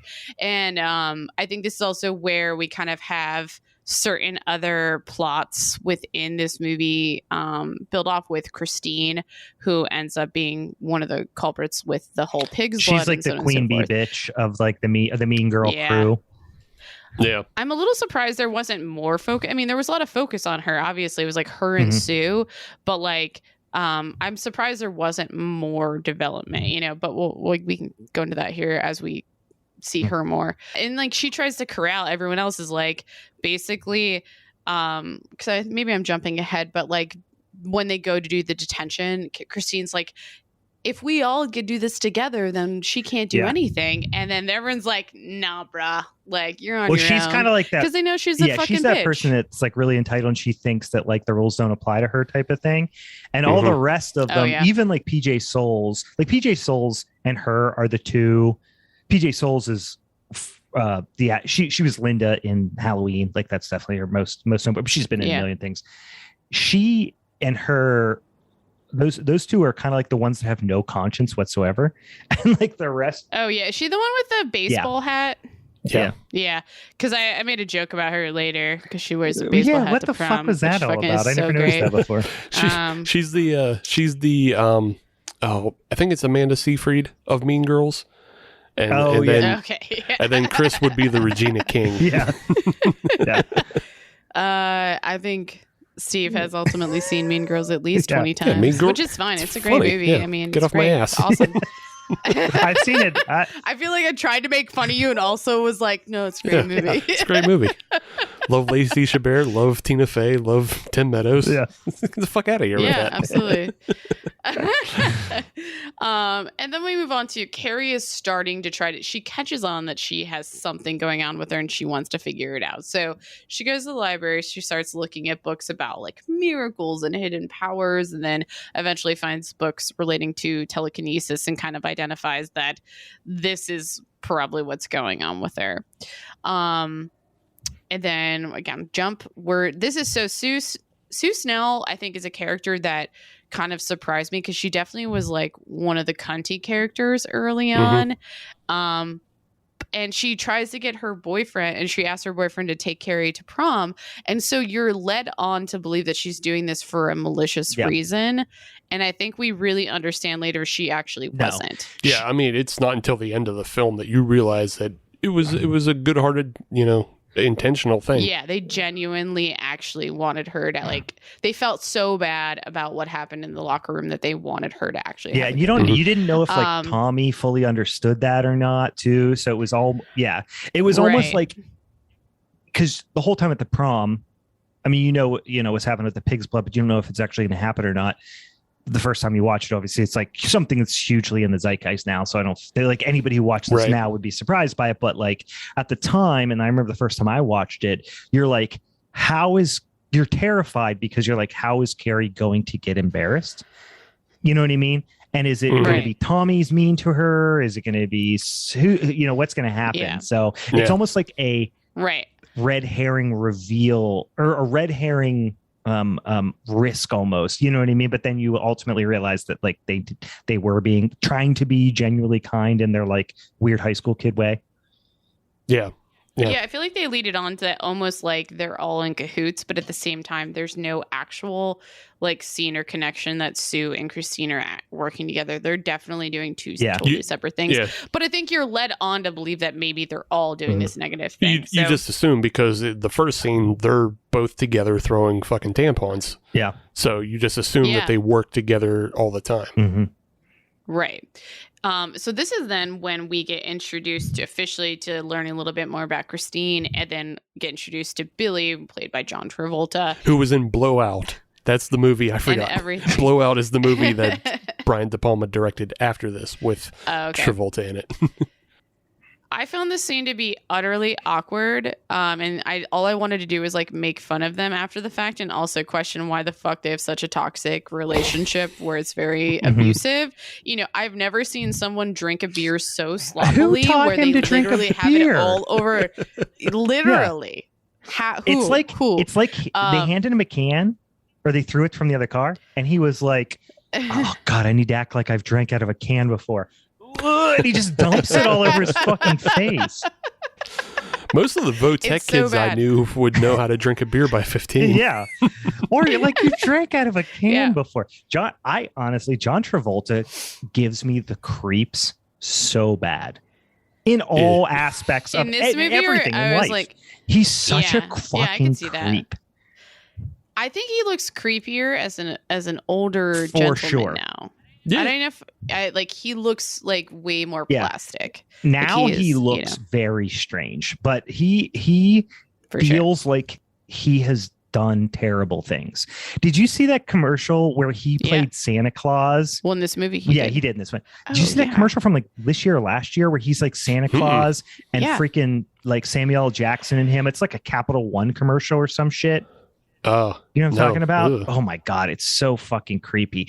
John Travolta has aged into like he's Kathy Bates now. I don't know why. Like he looks like Kathy Bates now in real life. It's so strange. And he's of course Misery? Like a Scientologist. And no, he looks like Kathy Bates and him could be twin sisters now. Like they look so much alike to me. I don't know why. That's going to be an Instagram post. John Travolta and Kathy Bates are twin sisters. Separated at birth? Spread the word, everybody. But I feel like I'm trying to like really understand why this scene was significant. And it's just in so much that we're understanding they're very toxic people. And I'm going to jump down to when we really understand, like, because they clearly go somewhere. I thought John Travolta was going to like turn around and like drop her off somewhere, but he clearly just turned around and then brought her to a makeout spot that was secluded. And then she gives pretty much like a blowjob, probably harmonica style. And like, basically is like, I hate Carrie. And then that's when they start plotting. Well, she's blowing him while she's talking to him. And I'm like, are you a ventriloquist? That didn't match. Guys. Yeah, that didn't match. Are you a full-on ventriloquist? Because you're going harmonica style and just talking in perfect, clear, enunciated English. Yeah. Perfect. Maybe. I mean, it's like, or maybe every time she comes up, she's just like, I hate. I guess. I don't know. But she wasn't moving. It was. I'm trying to understand the form. Or maybe she had a completely new form in that John Travolta has never been blown by a woman before. So what she was doing was just tuck. Only. Oh God, I blew the joke because I couldn't remember what the Scientologist guy's name is. What's his name? Tom Cruise. No, Tom Cruise. The guy who started Scientology. All of them. L. Ron Hubbard. Say Elon Musk. Oh, there's only a matter of time for that fucker. That's a separate cult. Yeah. But yeah, no. She's just tucking. She's tucking it under her neck, under her chin. Oh my God. She's doing a whole different style. Guys, I'm taking notes. Under the chin. Oh God. Tuck it under the chin. Give a speech. Give a speech. Jesus Christ. So getting back on tracks mildly. So we clearly know that that's like foreshadowing. They're gonna work on something. We're gonna learn a little bit more what's going on. So we cut to Tommy finds Carrie in the library because Carrie's still trying to figure out what the fuck's going on with her. He asks her what she's doing. She's like, I'm just reading about sewing because that's what high school girls do. And he asks her to go to prom. She runs off and she's kind of upset, and she like really just thinks that they're fucking with her and that they're just going to make fun of her. And Miss Collins like kind of comes in to support her and console her. and tell her how beautiful she is. And then she turns to Sue and Tommy being like, what the fuck are you guys doing? Like, what is going on here? And again, this leads to believe that there is ulterior motives. But Tommy still actually persists, asks Carrie to go to prom. They're going to go to prom. You know who I just realized Tommy also looks like? We talked about he looks like Tommy from Tommy. But he also, when he smiles, he looks so much like Ed Helms. Like from The Office and stuff. Yeah, I'd have to go back. Oh my God. I was the whole time I was looking at him going, who does he look like? And it just came to me. Yeah. Interesting. Hard-hitting stuff, guys. Super hardy. Like, this is the deep diving stuff that we wanted. So the fans are here for that deep diving stuff.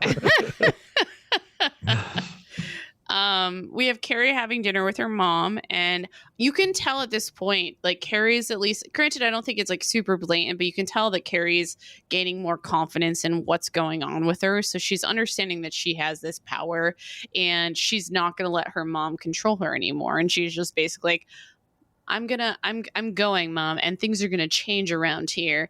And she has this like come to Satan moment where she's like, I'm actually stronger than you, Mama. And I just want to keep calling her Mama, because it's just so awkward and uncomfortable through the whole thing. Because she's basically the water boy. I mean, can we just say that Carrie is basically the water boy? She is absolutely, yes, absolutely. And then we cut to the scene where Billy, Christine, and a couple of Billy's friends, they go and they get the pig's blood. And this is the saddest point in the movie, which for me, I think it's also the least necessary scene. I do. I can agree with that too. Yeah, they definitely need that. I don't know. It doesn't do anything for the drama. And again, you're not like Carrie's not in it. Tommy and Sue aren't in it. It's just kind of like, we don't need to see it happen. If they would have gotten blood of sorts, we didn't even need to really know where it came from. I don't think. Yeah. The thing it did, the one thing it did do, I would probably agree with you guys. I think the one thing it did do though was it showed that John Travolta, whatever his fucking name is, John Travolta's character, Billy is such a piece of shit. Complicit. Like, because he's complicit. And he's a piece of shit, but he doesn't go to school with him. So who cares what? Yeah, that's true. He's definitely kind of an inconsequential character, but he in the scene where they're in the car and he like hits her and he literally like assaults her. God, he straight up. But then she's into that. Yeah, she's clearly wants him to do that. Right. Like, I'm not, it's this very fucked up. He's dumb as a fucking box of rocks. He's obviously like an abusive dickhead asshole, like sadistic, but then also she's like manipulating him so hard into doing whatever she wants. But in this scene, you're like, oh no, he's like a fucking psychopath too. Oh yeah, he's a psycho. Yeah. I feel like the one thing you maybe would want, but it's not necessary to the story that you're telling. But like, if you put in a scene of like Christine at home and you learn like that her dad's an abusive fuck too, then it makes sense, because then it would kind of tie more into why she's attracted to like this abusive piece of shit, right? And also why she's such a bitch, and like why she's a piece of shit. Yeah. Because she can't act out against the person who's abusing her, so she acts out against Carrie. And but she's also attracted to Billy because it reminds her of her father or whatever, if you want to do some simple Freudian psychology. Right. Yeah, that's pretty A to B stuff. So then we go into this montage of all the kids getting ready for prom. Carrie's like prepping her dress, she's sewing it, so on and so forth. We have different scenes where like certain other kids are like making fun of Tommy for taking Carrie to prom and stuff like that. And then we get to the scene where basically like Carrie's mom tries one last time to be like, please don't fucking go to prom. Like, they're going to make fun of you, blah, blah, blah. And then this is when her powers get really strong and she's just like, shut up, sit down, and pushes her onto the bed, I think twice at that point. Tommy picks her up and now we're at prom, and throughout the whole thing I feel like we get all these cliches, and maybe it's like because it's become a trope over time about how high school is, but like seeing Carrie being complimented and Tommy being so nice, these are things that I felt like I was just like, this is skeptical, nope, this is all shady, but we really understand that like some of the most evil people were actually just Christine and Billy, because everybody else was like generally speaking, like she's feeling genuinely accepted, for like the first time. And like, right. Yeah. Cause kids are dicks to each other constantly, obviously. But at this moment, I think they were all kind of like, oh, it's all right. Like, you know what I mean? Like it felt genuine for everyone, but the two psychopaths who couldn't let things go. And it's also because we've not been given any scenes as much as we're given with too much of Chris and Billy. We're honestly not given a whole lot between Tommy and Sue. And some of the scenes that we are given is also with the coach, and the coach is full on suspicious of them. Right. So we're living more with the coach's suspicion rather than any pure intention they may have. For sure. Yeah. Absolutely. Because you've been proven that she is someone you can trust, the coach. So you want to trust her instincts. Right. So Tommy, like, I think initially it's almost comes off like he's trying to make her feel bad for not wanting to stay late, but then it's like, hey, yeah, no, let's just go do this, and then we'll go say hi, then we'll go do our thing. And again, like the reflecting that you can have on it is way deeper than really this, like the self or this surface level shit that's going on. So Tommy and her dance, he kisses her, like all this stuff is just like, oh my God, this is too perfect and something bad's gonna happen. So now we're gonna vote for prom king and queen. Tommy suggested they vote for themselves. And then we see that like Billy and Christine are hiding and waiting to like enact their evil plan. They're hiding underneath the stage. Do you guys think the scene of her, because she doesn't want to vote for herself, and Tommy's like no, and she's like no, that wouldn't be right. I think part of her doesn't want the recognition, but also like she doesn't feel right about that. And then Tommy is like, fuck it, like let's vote for it. Let's just be vain about it or whatever and vote for ourselves. Yeah. And they all, I don't know what like Brian De Palma's intentions were on this, but like, is that supposed to be the time where she kind of gives in to being like selfish and then is like punished for it? Like I took it as like that was the vote that put them over the edge and they won, and then that's what happened with the bucket and everything. So it's almost like an Adam and Eve, like she touched the forbidden fruit, which was the selfishness and the materialism and whatever it is, and it ultimately led to her demise. And that's the only part about it that kind of made me uncomfortable, because it kind of felt like it was like shaming her for voting for herself or something. I could almost see that though if there weren't other characters completely manipulating the situation. Yeah. You know what I mean? Because if they just voted for themselves, there's highly likelihood they would not have gotten voted. But it was that chick. What is the character with the hat's name? I forget. It's PJ Souls, the actress, but that's why I just kept writing down her name. She was the one who straight up just handed in the. That's true. They stuffed the ballot box. Yeah, they did. Because they were clearly trying to purposely make this happen. You know, I think if she didn't get prom queen, she wouldn't have been as upset. She would have just been like happy that she did something for herself and like did something nice that showed that she loved herself. I don't think it was set up to be that way that you're explaining, Brian, of like touching. I think it is there is a resignation to finally going along with what Tommy wanted to do, but she'd also already done that with going out and dancing. Yeah, maybe it's like that was the final, like she's now fully letting her guard down. Right. For sure. Kind of thing. And I mean, it could have led to probably better things if Christine didn't do what she did. So,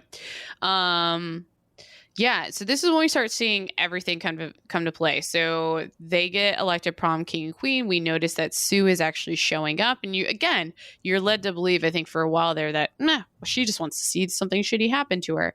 Like we get this like cute fairy tale slow walk to stage. Miss Collins is very like she's showing how excited she is, and so is the school seemingly. And then all of a sudden we like Miss Collins eventually looks over and sees that Sue noticed something underneath the stage. And this is where everything clicks, where we're like, no, her and Tommy were actually trying to do something nice, even though Tommy was hesitant and he definitely was like, he didn't really want to be there. He ended up having a good time. And this is when we find out that she had no idea what Christine and Billy were doing. But Miss Collins thinks that Sue is in on it and like grabs her and pulls her out And this leads to Christine dumping the pig's blood on fucking Carrie White. That like lead and this up is when scene, shit hits the fan. Yeah, that like lead up scene. That's I would say the only thing in the movie that always strikes me as like it was a lot was that scene of or that sequence where she notices it's a wonder for one take is what it is. Yeah, it's long. They really drag it out. Yeah, it is. But the music makes it good because the music's great in that scene. But it's just like you could have shown for 3 seconds her looking down, her noticing Sue noticing something, grab her, so, what have you done? But instead, it's like, it's almost like, guys, do you see what's happening? Guys, do you see what's happening? Then, maybe it was like being padded a little bit with the slow-mo. It doesn't seem like that type of movie. I almost felt the same thing about the beginning scene where it was a slow-mo through the locker room. Like it didn't need to be that long either. Yeah. You know what I mean? Well, I mean, the other thing is like you're saying, like, so like that cut between the coach and Sue and the under the stage and all that, like the other part of that is like the drama has been killed because you already had that long one take to show that the bucket is up above the rafters.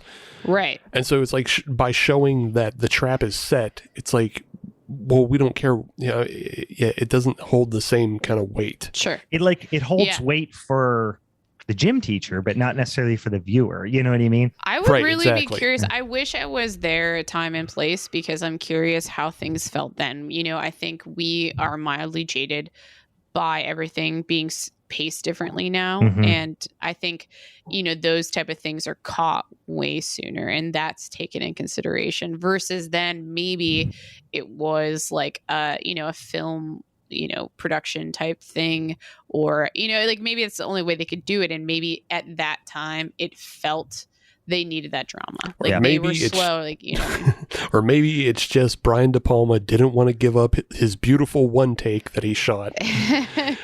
maybe that's too. What? Maybe I'm trying to come up with excuses for them. He didn't want to give up his shots that he makes because he's a very deliberate and beautiful director. Mm-hmm. But he just didn't want to give that shot up because with that shot, the audience is ahead of the characters. And you never want that. Yeah. You never want your audience ahead of the characters because then we get to sitting around going, all right, already. Drop the bucket. Sure. We get it. The bucket's That's a good way to put it. Yeah, for sure. And then I feel like Carrie's face during this time is literally like I don't know another actor that could probably do that sort of look that was so fucking horrifying. I actually would love to think about an actor that would be able to do that type of look now. But she has just like such an iconic face for it. And the eyes that she does. Yeah. A few times throughout this movie, it would have been a completely ho-hum scene if it wasn't for the freaking look on her face. Mm-hmm. Yeah. I also feel like she has interesting facial characteristics. Like I almost thought she had like a nose job and maybe she did, but like I feel like she was so young in this that she just has like very sharp she's got figures, this so very she's gorgeous. Yeah, she's got this very like pixie-ish, kind of like look to her. Yeah, for sure. Like what's her name from the Roman Polanski movie where she gives birth to the Antichrist?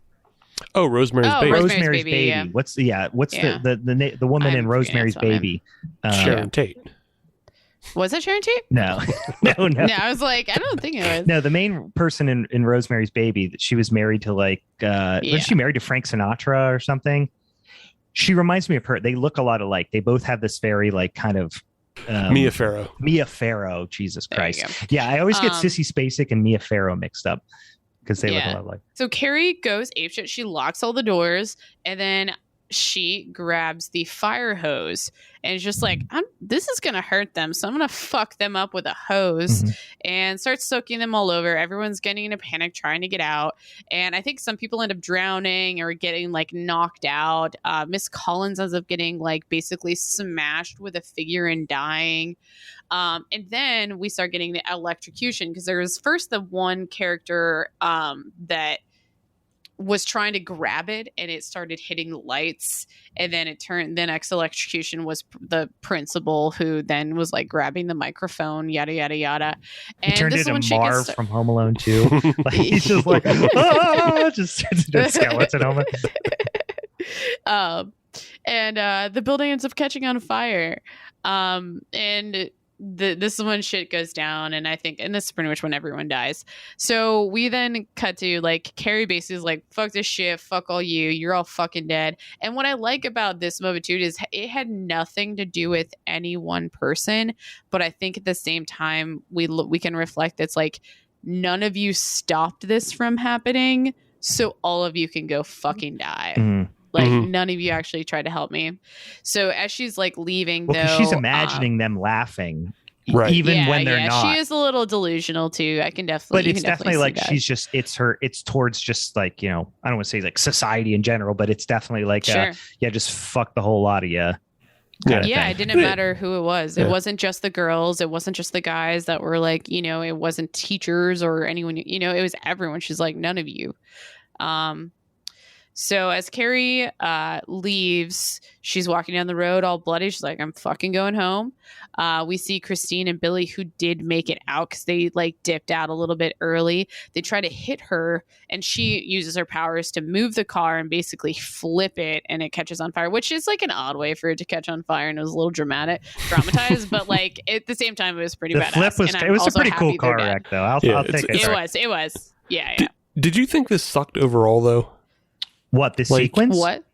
Yeah, just the sequence of the car wreck. Just cause, not so much in no, it was awkward. It was awkward because it flipped, and then you see a flame, and then you see them, and you're like, you guys should be dead already.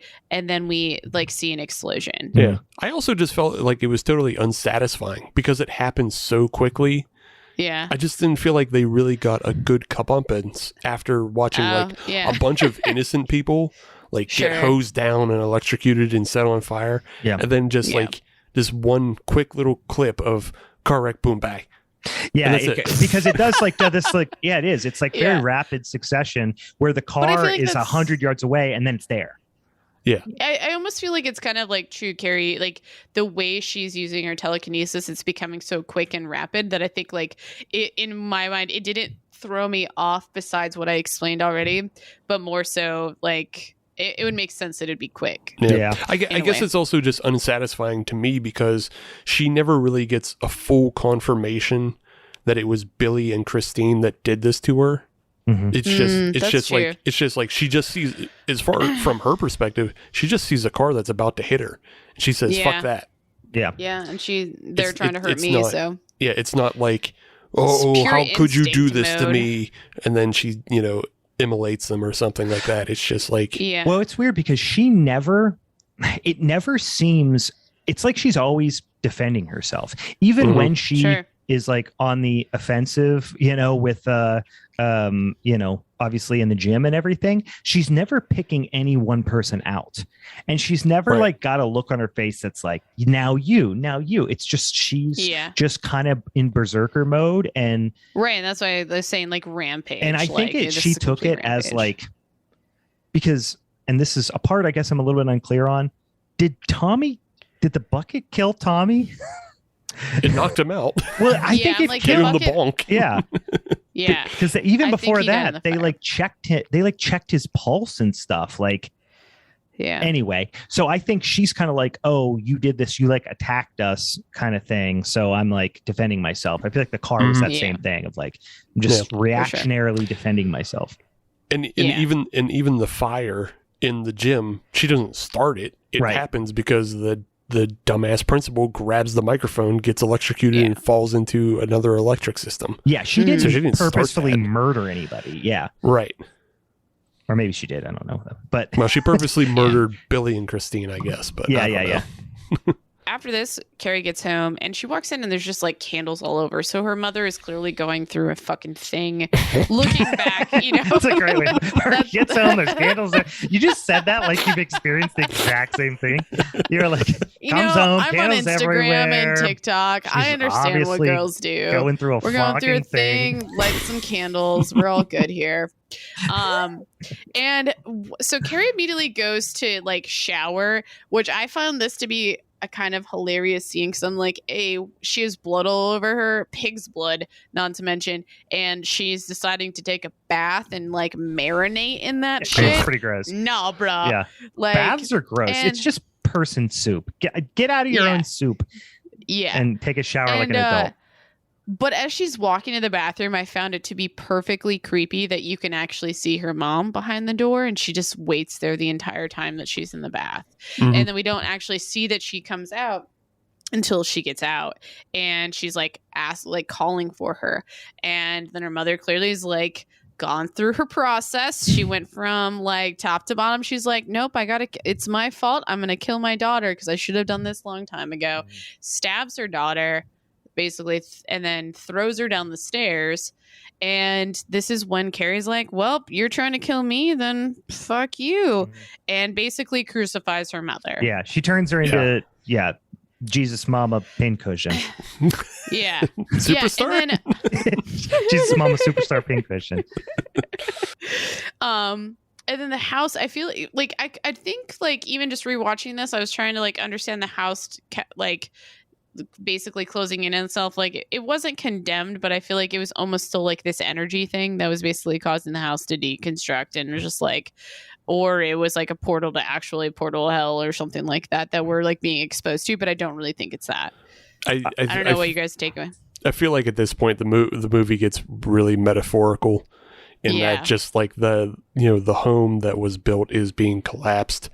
It's because, I mean, the whole film is obviously an allegory for growing up. Mm-hmm. And, I would say most of us probably, all of our graduating high school isn't dead, but they're dead to us. Yeah, that's good. That's an interesting metaphor for it. Yeah, I can understand that. So it's like you leave behind your friends from high school. You leave behind the things that your parents tried to instill in you. Some of them. I don't know anybody who's a 1-to-1 recreation of their parents without a little rebellion. Mm-hmm. Yeah. So I feel like Steve is turning into the sensitive creature tonight. You're taking the torch, bud. It's just I've been through this film in film school, so we went through all this stuff before. So sure, okay, gotcha. I gotcha. Yeah. I think you want to hear what I think? I think this is a prequel to Poltergeist, and I think that Carrie is the poltergeist in Poltergeist. Oh, and she just knows how to collapse houses. That's how she goes. And she just knows how to talk like a fucking dude. Mm. And listen, in the afterlife, there is no gender. You're just a poltergeist.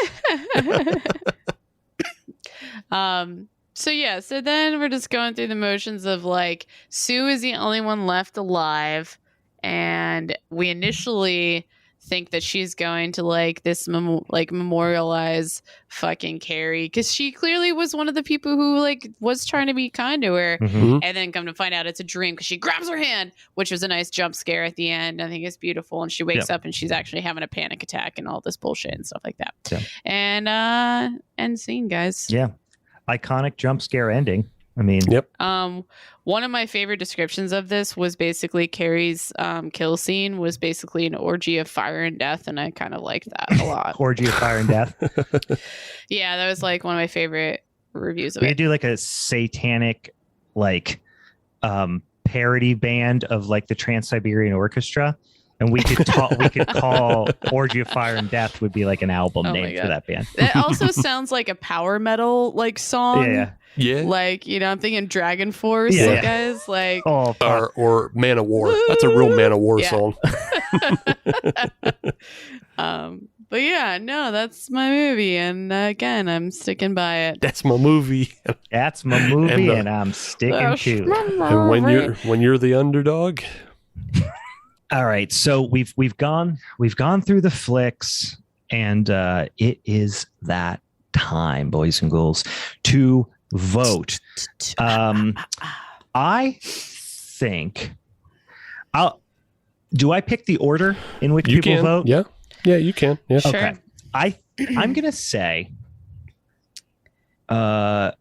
I feel fairly confident you guys weren't that crazy about my flick. I was crazy about it in different ways. For this topic, it was let's favorite. do this then. How about you guys? How about Meg? You kick it off, because I think I'm pretty confident I know you're going to vote for yours, probably, right? Yeah. No, I'm voting for mine because I felt like I think we all touched on high school. That we hit the topic, but I feel like mine was like based in high school. It was about high school, and it still had all the cool horror elements of it. So I'm still sticking with mine. What do you think about that, Steve? I mean, is it that much of a horror movie, though? Is it? Yeah, absolutely. 110%. You get the Googles told some. me. I mean, I'm not saying it's not a horror movie. I'm just saying, is it that much of a horrh movie? Shut up. It's Steve. like on the level of Steve. like Silence of the Lambs. There's horror elements, sure, and then the most of it is back-ended at the very end. But you get a lot of procedural drama, and it's just kind of... You can say this about so many movies. Jesus fucking Christ. He is sitting here straight-faced, staring us in the face, trying to tell us that Brian De Palma's Carrie is not really that much of a horror movie. Jaws is really more of a nature film. I'm a snake. What are you going to do about it? No, I feel like Steve understands film so much. He's like, I know how to manipulate this, guys. That's what I'm here for. So, no, Steve, give your order. Come on. Oh yeah, no, of course I'm going to go with Scream 2. It's a lot. It's far more fun. It doesn't bring up all the trauma of high school. You know, you have a fun time. Threatening us with a knife via Zoom right now, by the way. You get all kinds of, you get a lot of fun meta to play with, but there's still fun jump scares. There's a good bit of gore. It's got a little bit of everything, and it doesn't gratuitously, have a bunch of merkin work just for the sake of, fun that way. It's not a pervert film. It's not a pervert film. You guys have pervert films. It's disgusting. I love how Steve always tries to take the moral high ground on the horror podcast. He's always like, you guys are a bunch of fucking degenerates. Except for I'm also the one that makes you watch Tokyo Gore Police. And it also, all depends. And also, previously to the break, you had Garfield with nipple clamps. Yes. Very true. Yes, let's talk about that. It all depends on which position I'm defending. I will defend every position. I am the best devil's advocate ever. All right. Well, here's what I'm going to do. This is going to be a first in Halloween is Forever history. I am not going to vote for my movie. Wowzer. Oh my God. Not because I don't love it. I absolutely do love it. But there is a movie that I think deserves pretty clearly to win this movie win this showdown. And it's one of my favorite movies of all time. I almost picked it. I don't necessarily respect the person who picked it because it's a fucking absolute atom bomb of a movie. But I will reluctantly vote for Carrie. Meg just frog splashed her desk. Yes, it is a fantastic movie. It is a fantastic movie. It's like if we did Exorcist and somebody did we did exorcism movies and somebody picked The Exorcist. Right. I feel like this was almost my Beetlejuice movie, though. You know what I mean? Yeah, it was definitely your. Yes, you picked. If we said animal attacks horror, and somebody picked Jaws, you know what I mean? Right. It's gonna fucking win. Yeah, it's one of the you best picking movies Jaws ever made. and us picking Sharktopus and Sharktopus 2. It's called strategy, guys. I picked Santa. I'm gonna pick Santa Jaws if we ever do that. By the way, is that actually a movie? Oh fuck yeah, Santa Jaws. It's great. It's great. Santa Jaws or the Shark Exorcist. That just. I still haven't together. watched The Shark Exorcist. It's on my to-do list. Oh my God. Can we please add a category for just underwater, not like animal underwater, where basically that it's like any sort of Jaws related or shark related movie or shark horror. I think we have sea creatures in our. We have sea creatures. I think if you want to get into this dog shit shark stuff, you just have to put we have to make a category called Tubi Sharks. It's just That's like exactly whatever what sharks. I was going to say. Exactly, Tubi Sharks. I was going to say That's we fucking need to do a great. Tubi Sharks episode. We need to find like a shark expert, or somebody, a marine biologist to come on the show and talk about like, how plausible Tubi Shark Week is. Tubi Shark Week. Oh fuck, that's July. Oh my god, that's fucking July. hilarious. That's gonna Put be it a on your mini-sode, yeah. calendars, guy. July is Tubi Shark Week. I mean, it could be Tubi Shark Month because we do a Tubi Shark Showdown, and then all the subsequent films are Tubi Sharks. Tubi Shark Week. I'm fucking on board with it for sure. I'm taking vacation on Tubi Tark Week. Shuby Tark Week. Just so I can get deep into them Tubies. But congratulations, Meg. I got I up until this point possessed the belt and had not seen it. Because Steve is holding it hostage. It better be delivered to my house, bro. Meg is doing this big cartoonish pointing to her desk. I'm just going to carry Bruce around over my head for like the next hour. While Bruce is the new championship. Bruce is the new belt. I'll tie him around. You should just spray paint him gold. Sorry, Just carry buddy. him around. Sorry, buddy. Sorry about your luck. This was a fun episode. Now, Meg gets to pick, obviously, a punishment mini-sode for next week. So, cool do you know what you're going to pick, or are you going to wait? I think let's just go with what we talked about earlier in the film. With Mac and me? Fuck yeah, dude. It's not a horror film at all. It's not? It's not a horror. Damn it. No. I Sorry, thought we it should have was mentioned that. It's not. No, we should have mentioned that. I'll tell you guys tomorrow. I'll come up with something. Okay. It's the horrors of capitalism, but it's not the. Yeah. It is a horror show, but I wouldn't call it the horror genre of movies. I would say, how about this? If you get a chance, watch it, and we should briefly discuss it because it is fucking hilariously stupid. We need to really set up a Patreon so we can do extra episodes for Mac and me, for Bloodsport. That's true. For Punisher Warzone. Fuck yeah, Bloodsport. That's so funny. Bloodsport. Yes, no, I agree with that. These are all films we've brought up in the past that we need to watch, but they're not horror. So we have next Friday after next. That's fucking hilarious. All right, cool. We've got a new champ, guys. I hate to say it, but Meg is going to take it home. Tune in next week to see what punishment movie she picks for us, and we deserve, and we'll eat it up, and we'll say thank you, man. May we have another. Will I be a kind leader this time? Guess what? The leader's back, and I'm calling myself the leader again. Meg is basking in her newly found leadership role.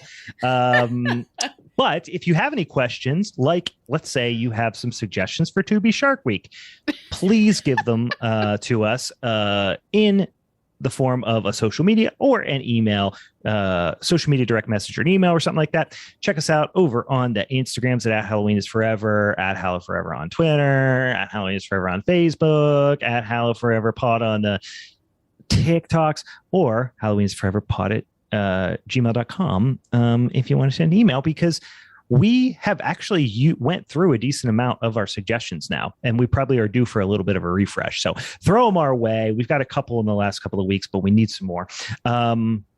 Anything else?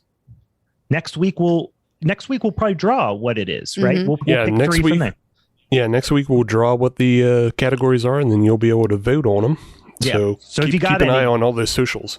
Yeah, and if you got any, throw them our way ASAP on account of we're going to pick it here in a few days. So, cool. A lot of fun. We'll see you next week with a punishment mini-sode, boys and ghouls. All right, bye.